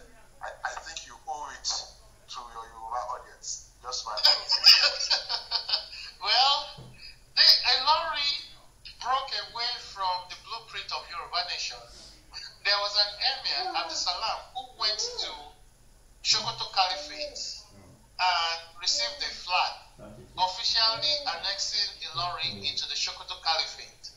So that's from the Sokoto perspective. From the Yoruba man that was in Ilorin, what did that mean to him? Okay, you bought your flag, but they were not equal. Flags don't control people. People control people. Their flag did not control Ilorin. So okay, they were two flags. So this is the thing, Bo. Ilorin was giving tribute to Sokoto. He was giving slaves annually, 5,000 slaves to the Sokoto Caliphate every year.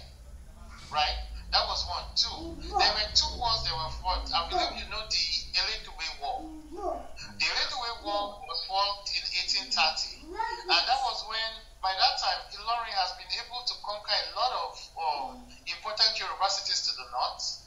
They've been able to invade those cities and forcefully converted people to Islam. Those who rejected Islam had to migrate away from those regions. And that was what caused the refugee crisis. Where Ibadan. All of that is not different from Ibadan. I'm trying to get somewhere now, Mr. Bose. Sorry. I'm sorry. That's what I have to say this. All of that is not different from how Ibadan to over towns. You know what I'm saying? So we have to look at it as Ilorin as a unit, not as a tributary to Sokoto from the Yoruba perspective. Now, the Sokotos can be taken a bit from their own perspective. But from a Yoruba perspective, if you have a Yoruba Balogun in charge and maintaining his authority and identity, and you have one Alimi, one puppet emir doing his own politics, bringing Sokoto involved. Yeah, so they have their own narrative. But I am saying the Yoruba narrative, even with their flag, even with Sokoto and Wadu, they could not effectively control and take over the town.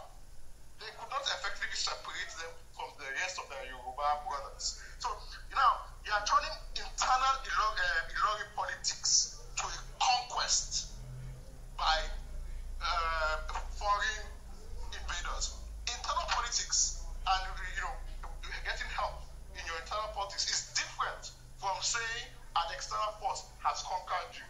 That is the perspective I am trying to paint here. And there's still a lot more to this. I don't want to derail and go into other aspects of this to prove that Ilorin wasn't conquered. But let us just take that internal Yoruba politics and perspective. We as Yoruba people need to be saying it from our own perspective, our own narrative. Who was effectively controlling Ilorin? From even everything you have said, it was not the Fulani emir until the British came and put everything on pause. Till today, as I said earlier, the emir cannot come out, or the Wiri cannot come out and declare himself Fulani in public. Till today, there are towns north of Ilorin that do not pay allegiance, that they still have others there. So you cannot say you have conquered Ilorin and all the territory before, you still have the Yoruba traditional others. No, what we have is internal politics of Ilorin, starting with Afonja, trying to excise himself away from the greater Oyo overlordship.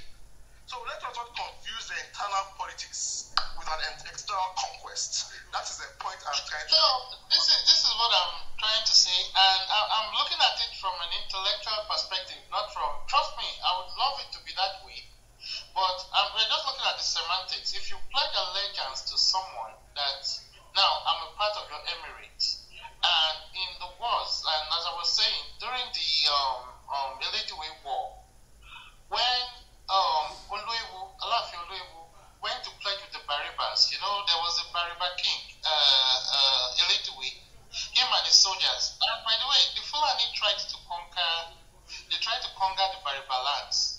And those guys were super warriors, and I don't think anybody ever succeeded in conquering them. Like when the Shongai Empire, we were talking about earlier, and they took all those Kano cities and all that. They were actually going to take Bariba lands, and these people fought them back. They were crazy warriors. Sultan Bello, Usman Fedul's son, called them devils of a stubborn nature because of the way they engage in battle. So when he went to there's something with your volume. Can you hear me better now? No.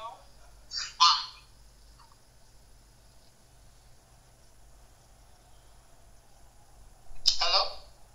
Okay, we can hear you better now. Yeah, so as I was saying, like when Oluewu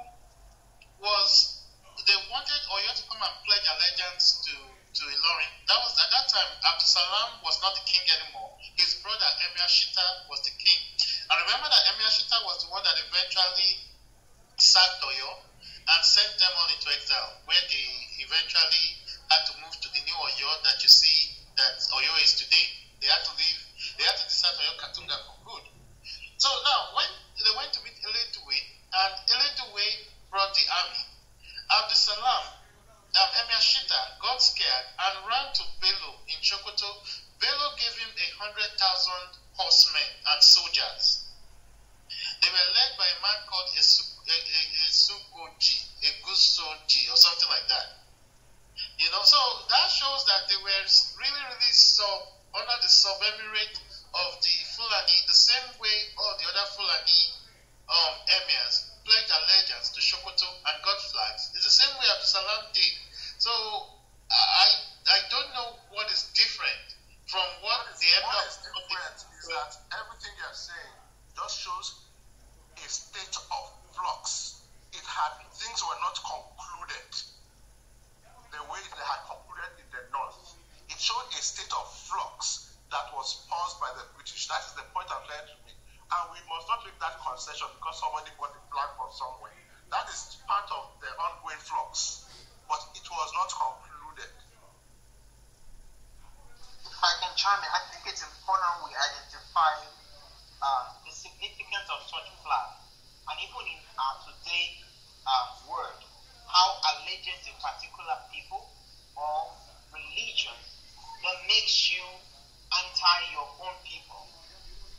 very significant because, for instance, that idiot in that king of what's that AWO?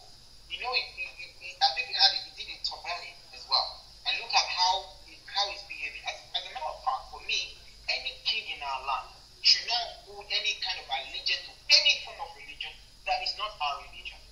Don't go and be praying in church. That's a great area. You can't say. I mean, if that is our law, it's our law. I mean, you can do that in Japan or China. Nobody's going to accept you. We're not going to get there today, right? But it's some things we need to start looking at. If your allegiance or taking a flag for some people will make you have allegiance to that, and then be anti your people, then we have to identify that because they're using religion, especially Islam. They're using it against our people. They're using it to brainwash our people, making them feel less than they are. They want them to feel like they are truly Muslims, right? And they say things, they want them to belong to have a particular class so that they can feel that they are total Muslim or they are acceptable Muslim in the eye of Allah. It's all politics. It's so political, and we have to identify the fact that these things are affecting us. If it affected our forefathers some 100, 200 years ago, it's still affecting us today. So, I mean, look, sorry, just my last statement. When I was young, I think I was a teenager, I've forgotten what happened. We were talking about, how young boys talk about girls. And I think I was talking about these girls, maybe oppressed or something. I can't remember exactly what it was. But guy code, you don't go telling a girl that I talked about oppressed or something, right? And I knew that you shouldn't do that. We both understood that, right? And this girl went to this guy and he told him that he should say wallahi. This guy actually snitched, man. I was shocked.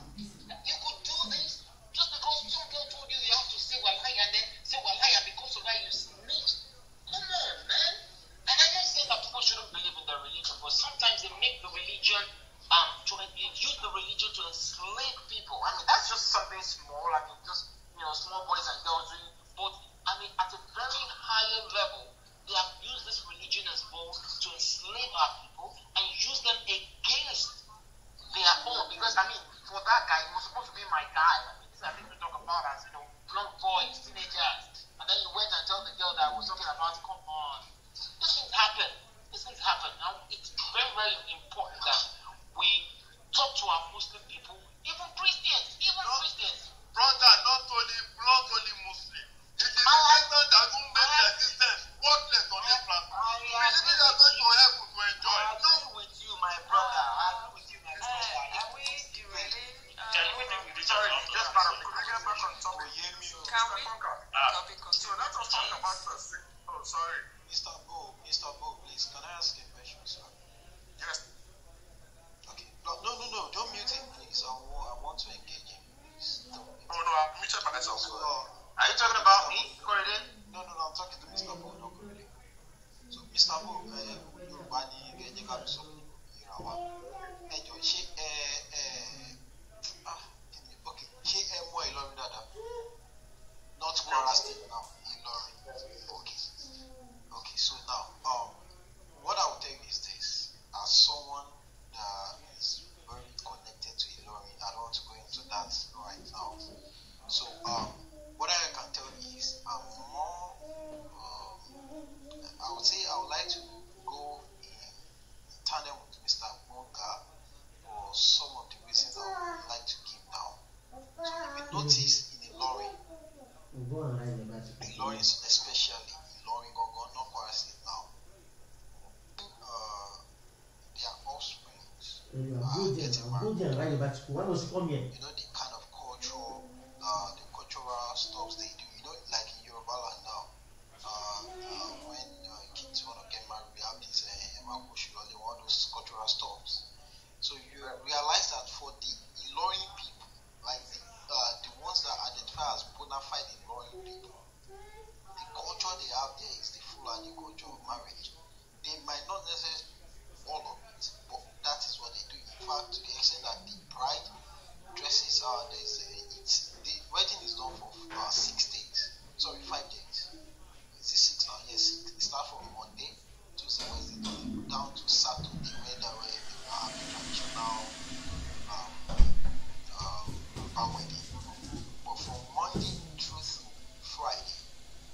the only day that actually gives room for another Yoruba is for those that Yorubas community Yoruba is I think it's on Thursday, whereby they go to their houses and they sing songs, and even these songs, you find out that some of the hymns has a background of Fulani hymns in it. So what they do, in fact, on Wednesday, that program that they hold on Wednesday, you don't go where space dey. So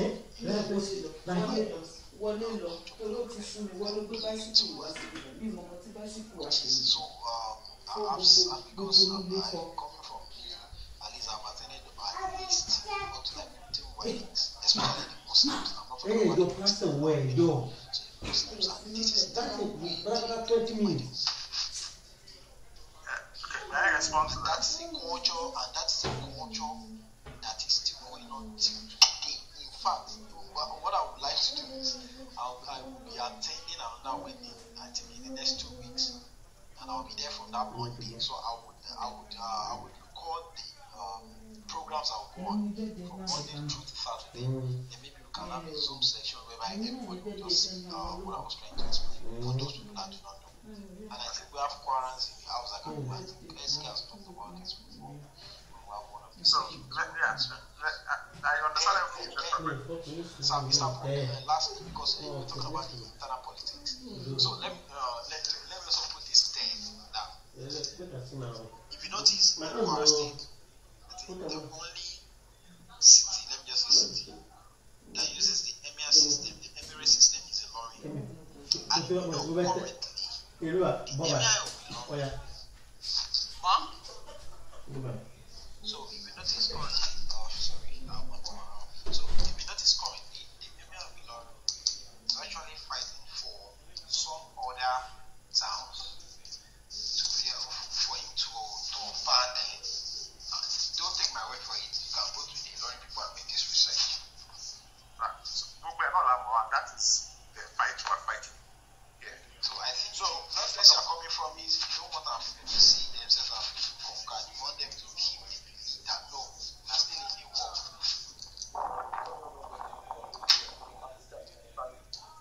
So let us talk about the whole wedding thing you just said. Even further down south, the practices are changing because of these people's acceptance of, our ESIN.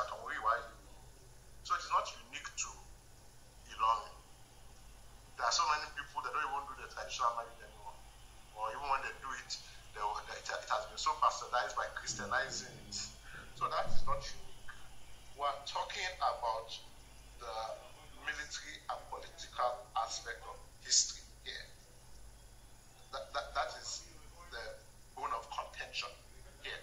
So that the Wiri is trying to get other towns and everything so that he can turban them. That is the Nigerian politics that the apparatus of states, has empowered him. That I'm still talking about. So what I am saying is, up until the 1860s or 1890s, that the British came, all of these things were resisted. Any advancement after that is because of what the British and the Nigerian state has allowed them to gain. It is not because the Yoruba people themselves considered that, now the emir is the overlord.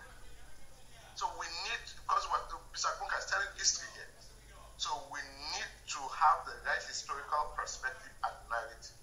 I'm not saying everything you have said is not true, but how did it get to that? It is not because at that time in history, the Ilorin Emirate was so successful, or the Caliphate succeeded in conquering. That is one. True, Mr. Bonka talked about the importance of the flag. The importance of that flag was only relevant to those people that brought the flag, which is the flag. So now, we're now projecting the importance of the flag that the Fulani brought as their own symbolism onto the rest of the Yoruba. I am saying we as Yoruba people, we need to tell this story from a Yoruba Yoruba's perspective and a Yoruba narrative. A Fulani man came to my house and bought a flag. Okay. Does that mean... Hold on, that's not where it started from, though. Are you aware that Alpi did a successful coup that killed Afoja and took that throne? We've gone over all of that, and I'm talking about, the resistance that came after all of that. Sorry, just 1 moment, please, 1 minute. Please, we do not consent to anybody recording our voice here.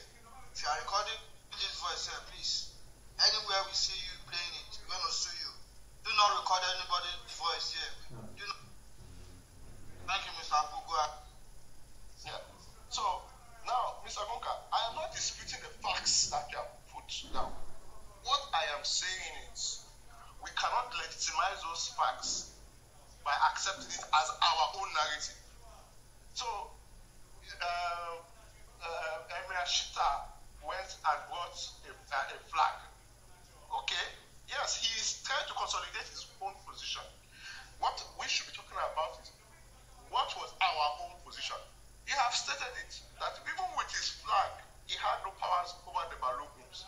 The people that conquered the Baloguns were the British. And the Baloguns still today do not have power because we have the legacy the British have left. Till today, I say it again, the way cannot declare he's a Fulani in Ilorin metropolis. That people have accepted tenets of Islam and what they consider to be Islamic culture, however debatable, is different from the political and historical conquest. That is what I'm trying to say.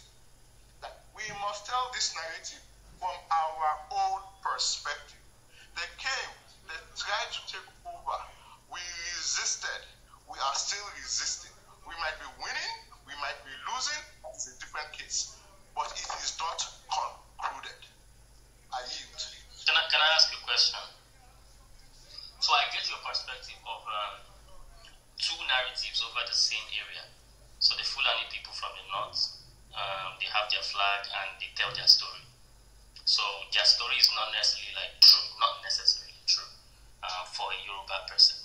So the question I'm asking now is, yeah, exactly, should not. Okay, so let us talk about what is now. What do the Yorubas of Ilorin say? What do they believe? What do they accept as overlordship? The Yorubas of Ilorin, who knows Ilorin very well, what do they believe generally? I mean, I'm not saying there are no exceptions here and there, just like there are exceptions in Hausa and even till today, who do not speak up, like one or two people here and there still don't like the Fulani or whatever, even though the Fulanis are, they're in charge. So what do the overwhelming majority of the Ilorin Yoruba people say as regards Ilorin overlordship, the Emir? Do they accept that we are under you or not? Can I just add something? I know that traditionally, wait before you go. I know that traditionally, in fact, I know that in Yoruba Ilorin, right, traditionally when they speak Yoruba over there, they don't refer to the king as Emir. In fact, they have Oja Oba, just like in any other Yoruba city. Same way there's Oja Oba in Ibadan, and there's Oja Oba in pretty much every Yoruba city of repute. Oja Oba in Akure, Oja Oba in everywhere. They also have that same system of Oja Oba in Ilorin, right? And I know Ilorin people, when they refer to the king over there, it's either they say Shehu or they say I don't know, whatever it is they say, Oba. They say Oba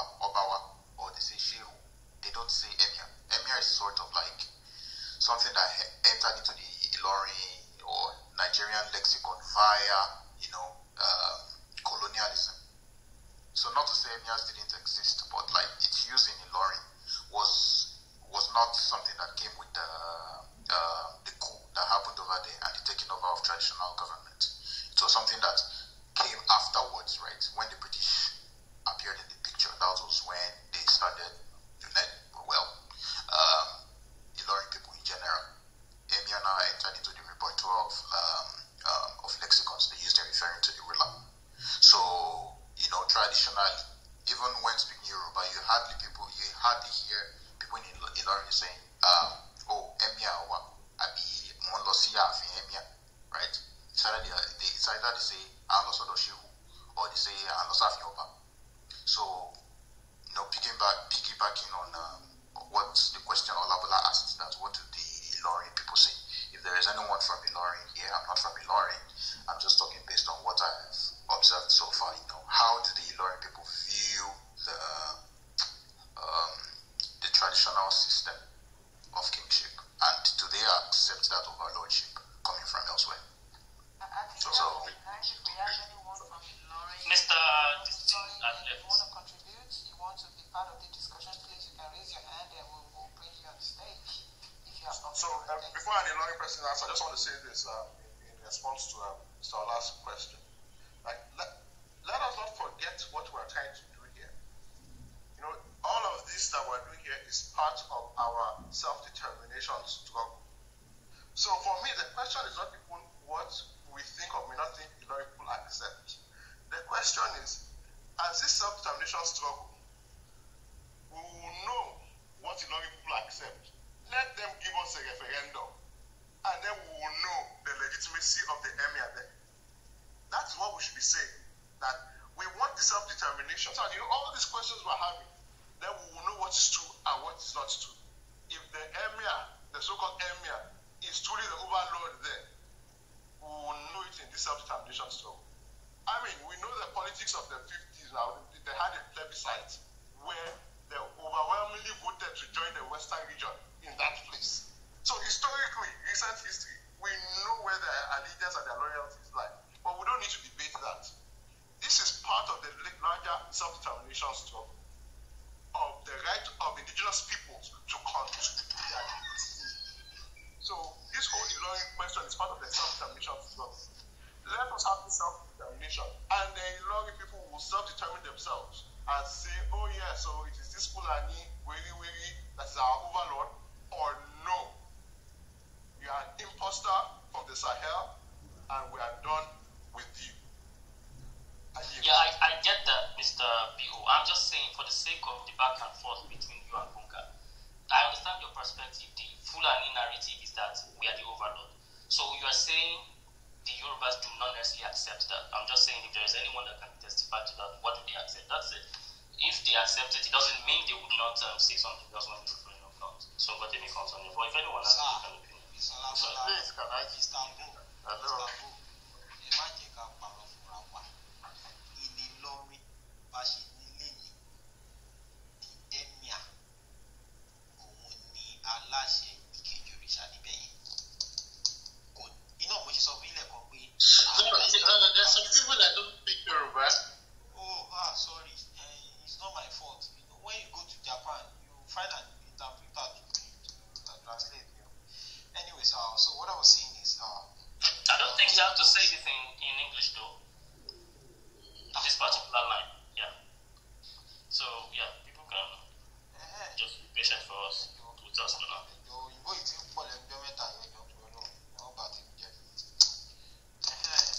Mr. Boy, Magic and Parawa.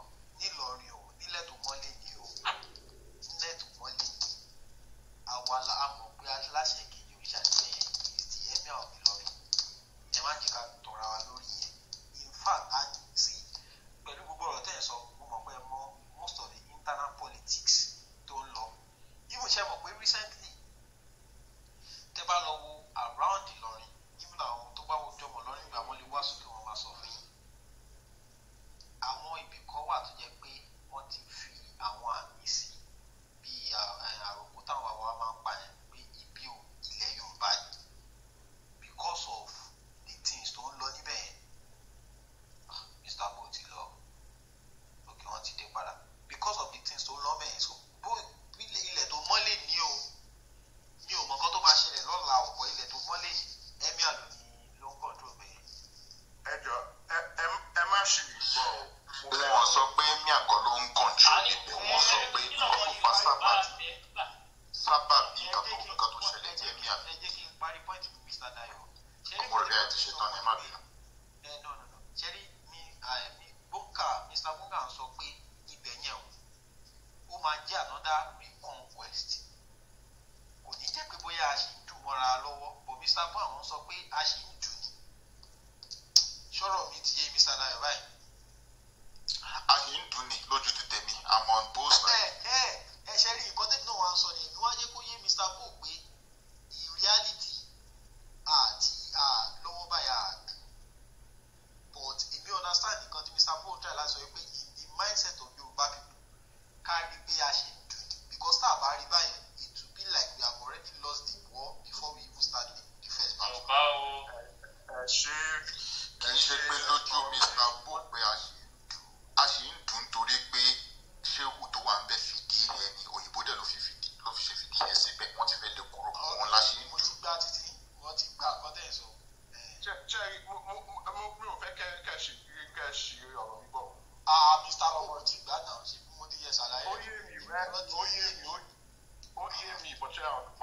àwọn tó ń gbọ́rọ̀ tó ń gbọ́ wa náà. Nǹkan tẹ̀mí sọ ni pé ìtàn Mr. Gbọ̀ǹkà pa wọ́n sọ pé bí láì ṣe gba Ìlọrin. Tábà tí wọ́n sọ pé wọ́n ti wá gbà léyìí o, ilẹ̀ mọ́lẹ̀ ni wọ́n ti rí gbà nítorí ipa táwọn ìwòkó ni. Nǹkan tẹ̀mí sọ kò ń ṣe pé wọ́n jagun gbalẹ̀ bí Mr. Gbọ̀ǹkà ṣe ń sọ pé àwọn kan lọ wá sí àwọn wá láti òkè ọ̀yà. So wọ́n ti gbà wọ́n nígbà àlèmápa ẹ̀ wọ́n máa gbà wá. But ìtàn yẹn lèmi ń sọ ní pé ìtàn yẹn ò rí bẹ́ẹ̀ o láti ọ̀dọ̀ wa o wọ́n ò rí gbà o. Àǹfààní kan máa ń jẹ́ bẹ̀ lẹ́yìn nítorí ipa tó rí ìgbòkó àti ìjọba Nàìjíríà bó ṣe wà ní. But kò ṣe pé wọ́n jagun gbalẹ̀ wọ́n gbà Ìlọrin mọ́ wa lọ́wọ́. Nǹkan tí mi fẹ́ kí àwa Yorùbá jẹ́ pé wọ́n ti gbà ṣì ń fàmúra lọ́wọ́ ni. Nǹkan tí mi sọ ni pé ìtàn tí Mr. Gbọ̀ǹkà pa pé wọ́n gbà nígbà yẹn. Pé nígbà yẹn wọ́n ò rí gbà o. Wọ́n fàmúra wọn lọ́wọ́ ń gbà yẹn. Ẹ wá sọ ti rí gbà lẹ́yìn o nítorí pé òyìnbó dé nítorí pé ìjọba Nàìjíríà ti gbé fún wọn. Ìbéètì mi nìyẹn. But ní pé ìtàn yẹn wọ́n ò rí.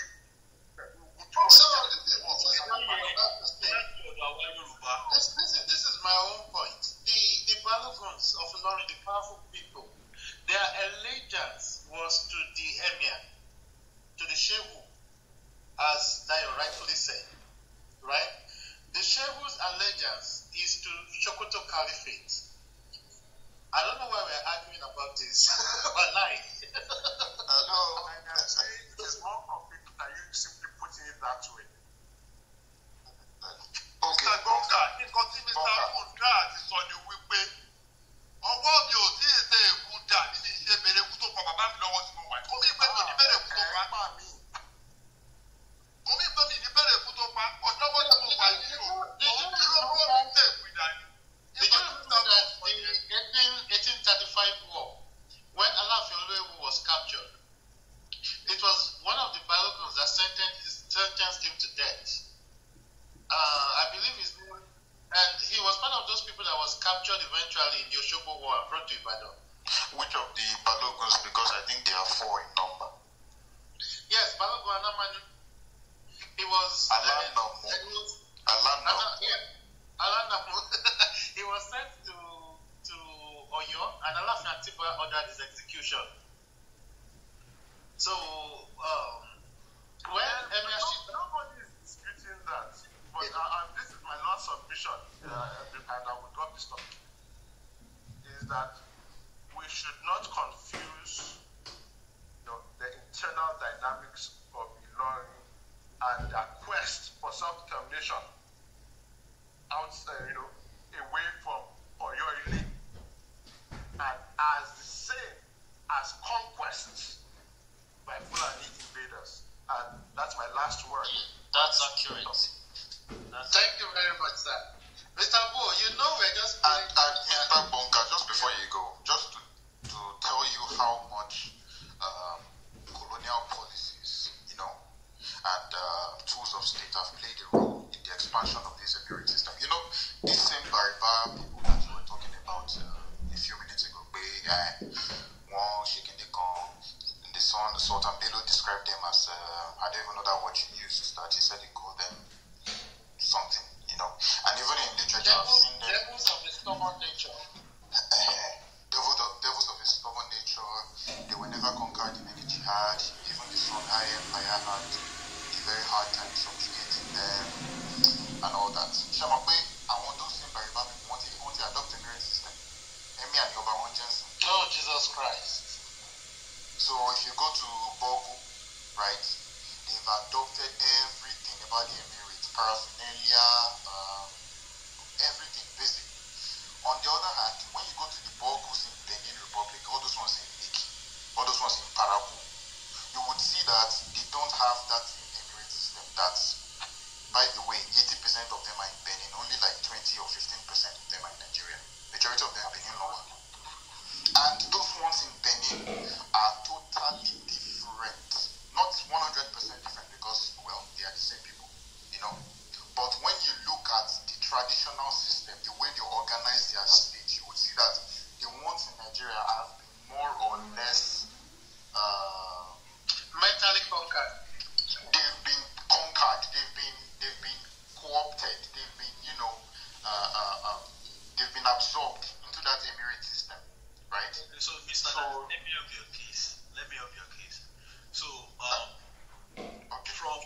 Elisha, let me just say the Barutin local government, Mr. Dayo, could need the Emma Beauty Maggie, Emma Subdeo, and the Barutin local government, the entire Latiso, the Barubas in that place. So, let me just give you. The Barubas are not in Elisha. Elisha Baruba, on one, they have another Elisha. Mr. Bonka, this is one part of history I will teach you because that's my area. I'm happy to be a student. So from Elisha Baruba to Okuta to Darago to Shikanda, Yashikra. Now that Chikanda is divided into two. There is Chikanda, there is Chikandu. Chikandu is the Benin part of it, while the Chikanda is the Nigerian part of it, but they are all Barubas. So and if you check their even from Chikandu is like I think 15-20 kilometers to the key that Mr. Dayo was just saying. So if you check their system of rulership, to be honest, is totally different. These people, the Nigerian ones, are operating the emir system, to be honest, and the other ones, their rulership system is totally different. I think they use what's the name? I've forgotten the name, but I think I will get in touch with one of them. But Mr. Dayo's part of that history is actually very, very correct, though, because these are people that I relate with every time, every day. So, Mr. Dayo, yeah, cutting more on the end. We are on Baruba towns, to one Nigeria. Want to adopt Emirate system. Why? Because that's in the northern region and all that. So they've been socialized into the Emirate system, even though in their history, it's not like there was any time like that they were, when one conquer went to the Emirate or anything. So that was just what I was trying to say. How much of a role, the government and the prevailing social systems of the day can play a role into how people are socialized, and that's it. Thanks.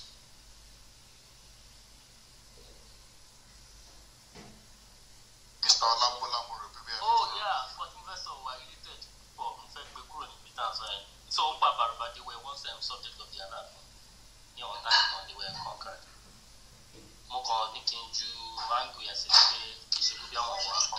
Then, because àwọn ìlú wọn gan ẹ máa wọ́n jà pé báwọn ti fi Elisha ìlú kan tí wọ́n abẹ́ tó tún jó òkúta so àná that's the very basis one of our sons conquer Holland.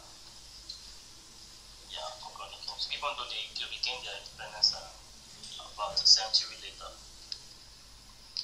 Yeah. Alright, Mr. Bunker, let's proceed. Mr. Bunker, can everyone hear? Anyone hear? Yeah, I think he said that was the last part. Yeah. Oh, okay. Popcorn, right? Okay. Alright, so don't jump in. If anyone wants to jump in, please flash your mind so we just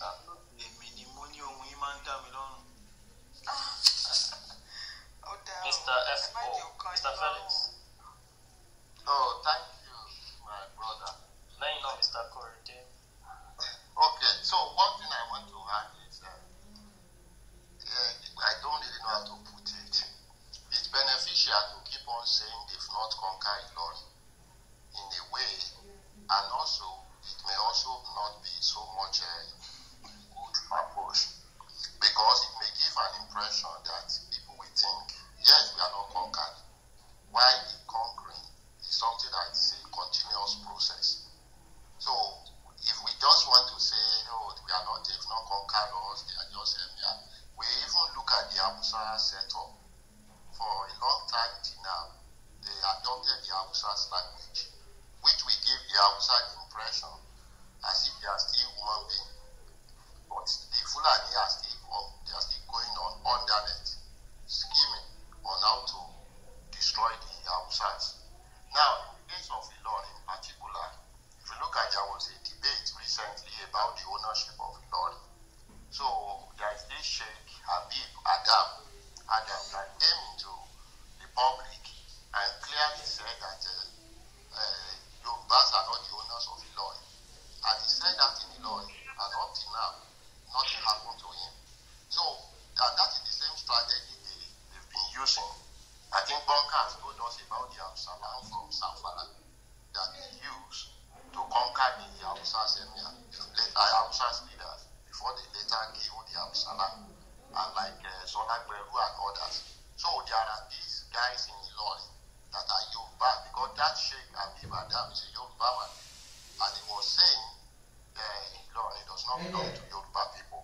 And if they have people already in Ilorin that are Yoruba, that are denied Yoruba people, that will help us to know how far these people are working underneath. So that's just something I want to hide. It may be necessary for us to tell the Lord people, these people are lording it over you.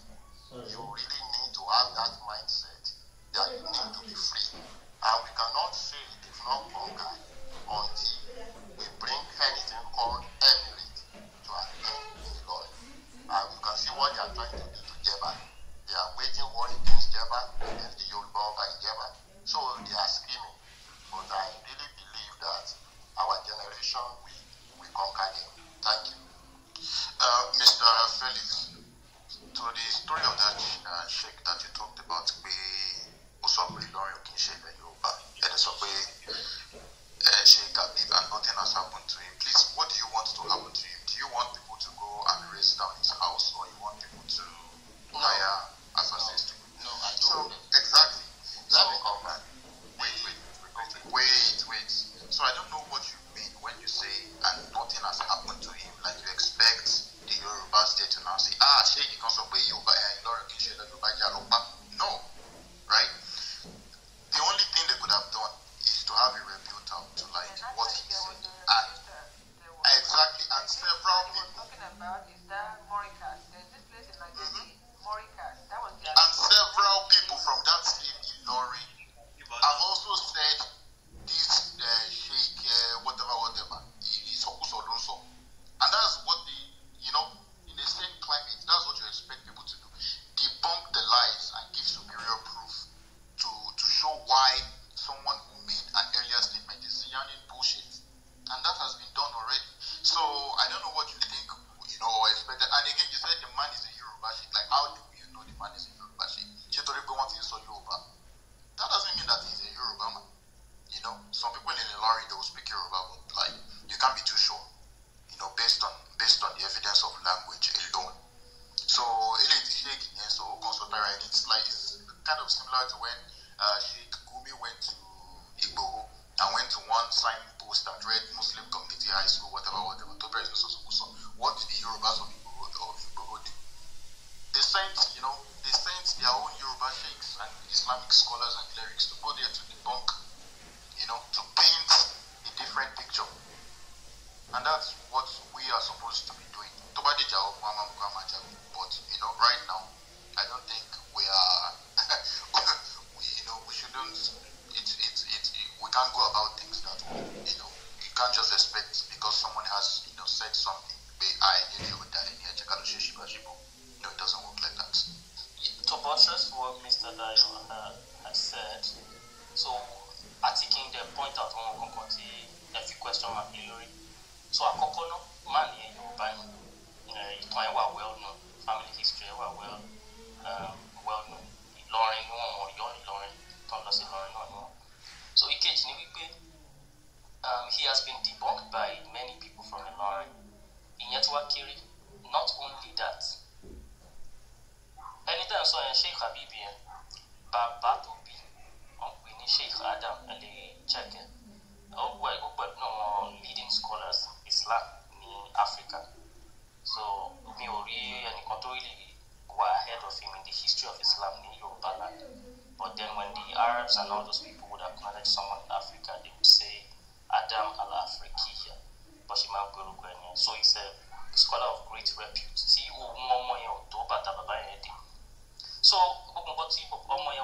he knows his line.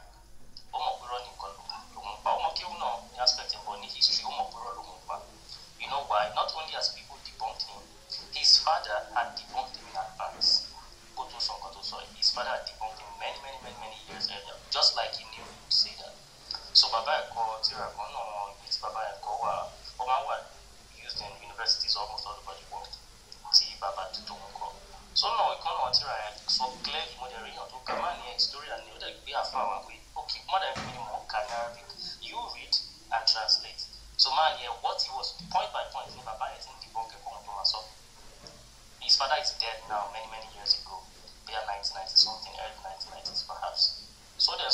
ilẹ̀ Yorùbá ni onítorí ìtàn báyìí o ẹnìkan wọ́n pè ní Ládìrín o wọ́n pè nìkan ní Fàsín wọ́n pè nìkan ní àdúgbò gbogbo wọn ó sọ ìtàn yẹn ó dẹ̀ sọ pé evidences rí ilẹ̀ Yorùbá ní bíbá yìí geography ẹ̀ lè sùn mọ́wọ́ òkè o under bíbá yìí ló wà ó sọ gbogbo ẹ̀ in advance before this guy will come in the 21st century láti wá sọ crap so kì í ṣe pé wíyá wọ́n debunk ẹ̀ lásán wọ́n ti debunk in advance and that is his own father that's the strongest argument against him but he dare Yorùbá people that means so kàn jẹ́ pé náà Yorùbá tó máa ń gbà bọ́dé we have Yorùbá people like them in our history and máa yẹn nìkan jẹ́ kọ́ ní Yorùbá bẹ́ẹ̀ ní contemporary time we have Tinubu náà àwọn náà jẹ́ Yorùbá bẹ́ẹ̀ so àwọn kan ní kí n point yẹn jáde so people would not like go and attack him just like Mr. Daya said that's not how we should respond to things and that's not the best way not to respond they would only debunk him and that has been done by many people from Ilorin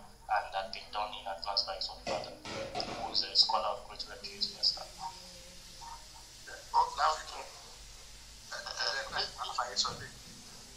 ẹni tó bá fẹ́ jogún ló wà pẹ̀lú ìtàn tí bàbá yẹn tiẹ̀ pàtó ó sọ pé Ìlọrin ò ṣe ilẹ̀ Yorùbá ṣùgbọ́n kò tún bẹ́ẹ̀ kó sọ pé ilẹ̀ Fúlàní wọ́n tẹ̀ láti máa sọ pé ìtàn yẹn mi ò rí nínú ìtàn yẹn ọdún mẹ́ta sọ pé bó ṣe máa ń ṣe nìyẹn wọ́n wá unify gbogbo ìsàbẹ̀ umbrella Islam wọ́n sọ pé ó tẹ̀ láti sọ pé Islamic settlement ni kò sọ pé ilẹ̀ Fúlàní ni ó sọ pé kò ń ṣẹlẹ̀ lọ́wọ́ kò ń ṣẹlẹ̀ Ọ̀yọ́ but kò gbé ilẹ̀ Fúlàní ni so ó kàn pàtó kítọ̀ nítorí nǹkan tó rí jẹ.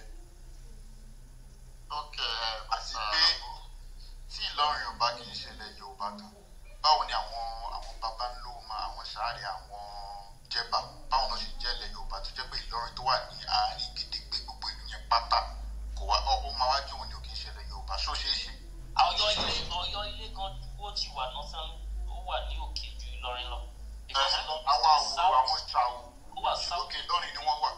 Ọ̀yọ́ ilé gbogbo tó jẹ́ olúùlú Ọ̀yọ́ òkè Ìlọrin ti wà lọ́ndà ìláwọ̀ sàlẹ̀ òun wà lókè òsúnmọ́ northern river Niger ju Ìlọrin lọ so how is Ìlọrin not Yorùbá land and Ọ̀yọ́ ilé tó lọ sókè jù lọ tó sì wà níwájú ìyẹn ilẹ̀ Yorùbá tó wọ́n jẹ́ bá ń dẹ́nu àwọn ọdún tó kù náà so ọ̀rọ̀ ìtànkìtàn ni ìyẹn pa kò sọ̀rọ̀ bẹ́ẹ̀ wọ́n ní Yorùbá ti máa ń sọ pé ìwọ falẹ̀ lọ nǹkan kan tó bá fún ẹni tó sì fi rẹ̀ tó bí Mr. Abode ti ṣe sọ ni tó bá fẹ́ ju nǹkan òun máa ń pa ìtànkìtì bẹ́ẹ̀. wọ́n lè send link yẹn sí where his father had debunked him and the corner of student's father tí father yẹn sọ pé tó ń bá dọ́dọ̀ lọ́n tó bá ní kí náà greatest works wọn máa náà teach Zaglu náà ti debunk it in advance these are people that have lived and until one ti grow like so just like gbogbo nonsense tó ń fẹ́ sọ yẹn he probably knows pé àwọn ìwé yẹn wà tí bàbá òun sọ but he just had to say what he was meant to say because tí wọn bá ti jẹjẹkújẹ ó máa sọsọkúsọ so he just had to say that knowing that nǹkan tó ń sọ lẹ́sẹ̀ and is part of the company so go on next one. So I really appreciate that clarification, but I will also want to clarify that my intention is not as if that people should attack him. And also I deliberately brought that out because of what Bao has been saying about the kind of solidarity that was in the Ilorin as regards the Yoruba ownership of the land and the rejection of the Fulani lordship or emirate. He has mentioned it that the Fulani emir cannot actually come out openly in Ilorin and claim to be an emir. And that is why the reason I want to point out here is for us to understand that we have this kind of challenge in our hand, that there are Yorubas like the Absalam of the Hausas that are working with them, that possibly because of religious allegiance, because of their personal interest, and because of greed. And those people are ready to deny Yoruba. And we need to recognize that and be very kind of careful how we want to take care of those people. And that's just what I'm trying to emphasize. I've actually listened to a lot of people that have debunked it. I listened to one Ariel Peter also that said a lot about what the father of Abiba said before about the ownership of Ilorin. So thank you. It's a very good conversation.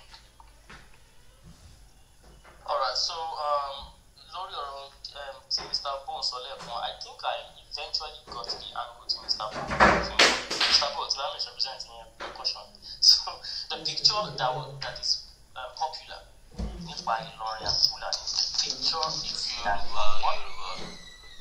okay, so picture tí wọ́n máa ń paint fún wa tó popular nípa Ìlọrin tẹ́lẹ̀tẹ́lẹ̀ tá a mọ̀ ní popular culture ní wípé àwọn Fulani militia kan tán ṣe ń bọ̀ láti òkè lọ́hùn wọ́n dé Ìlọrin wọ́n kàn mọ́ àwọn èèyàn lẹ́rù wọ́n kàn ká wọn wọ́n dẹ̀ gba ibẹ̀ yẹn.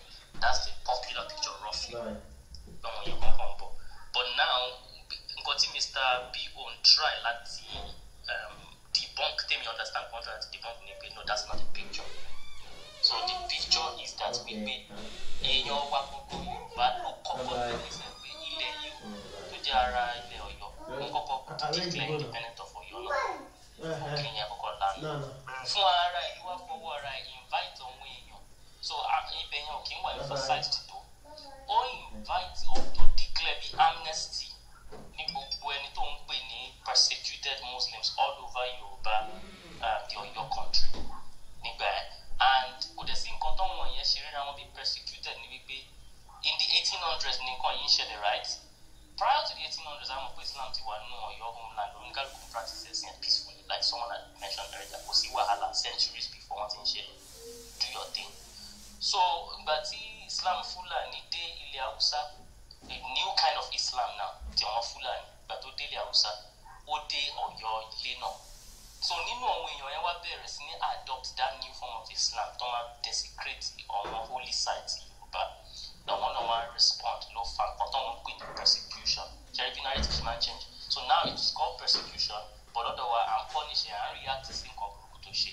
So àwọn tó wọ́n rí pé wọ́n wà persecuted yẹn gbogbo wọn yẹn ní Àfọ̀njá wá take advantage of wípé okay tó bá ti find a way ẹ̀ kúrò nínú anywhere in Ọ̀yọ́ country yẹn bóyá nínú Ọ̀yọ́ capital gbọ̀ngàn ló wà abẹ́ anywhere tó yẹ pé ẹrú ní ẹkú Haúsá tó ń fi because wọ́n máa ń fi wọ́n ṣe house helps lọ́wọ́dé Fúlàní ní wọ́n ṣe àwọn méjì yẹn nìkan àjà àwọn sáàdì bí àwọn Mr. Dayomo kọ́ wọn bẹ̀yẹn dáadáa náà wọ́n bí egun yẹn àwọn náà wà bẹ́ẹ̀ àti Nupe náà wà bẹ́ẹ̀ tó ń ṣiṣẹ́ ní Ọ̀yọ́ káàkiri tó lè jẹ́ Muslim ló so kọ̀ pọ̀ àtọwọn Yorùbá náà ti di Muslim tọ́wọ́n náà ti gba the new version of Islam bí tó fẹ́ dàbí Sàlàfíà lé ní radical one don't back different from Islam to which people practice. Any one of you like that, don't ever to react to see that the authorities are punished for having perpetrated this act of desecration.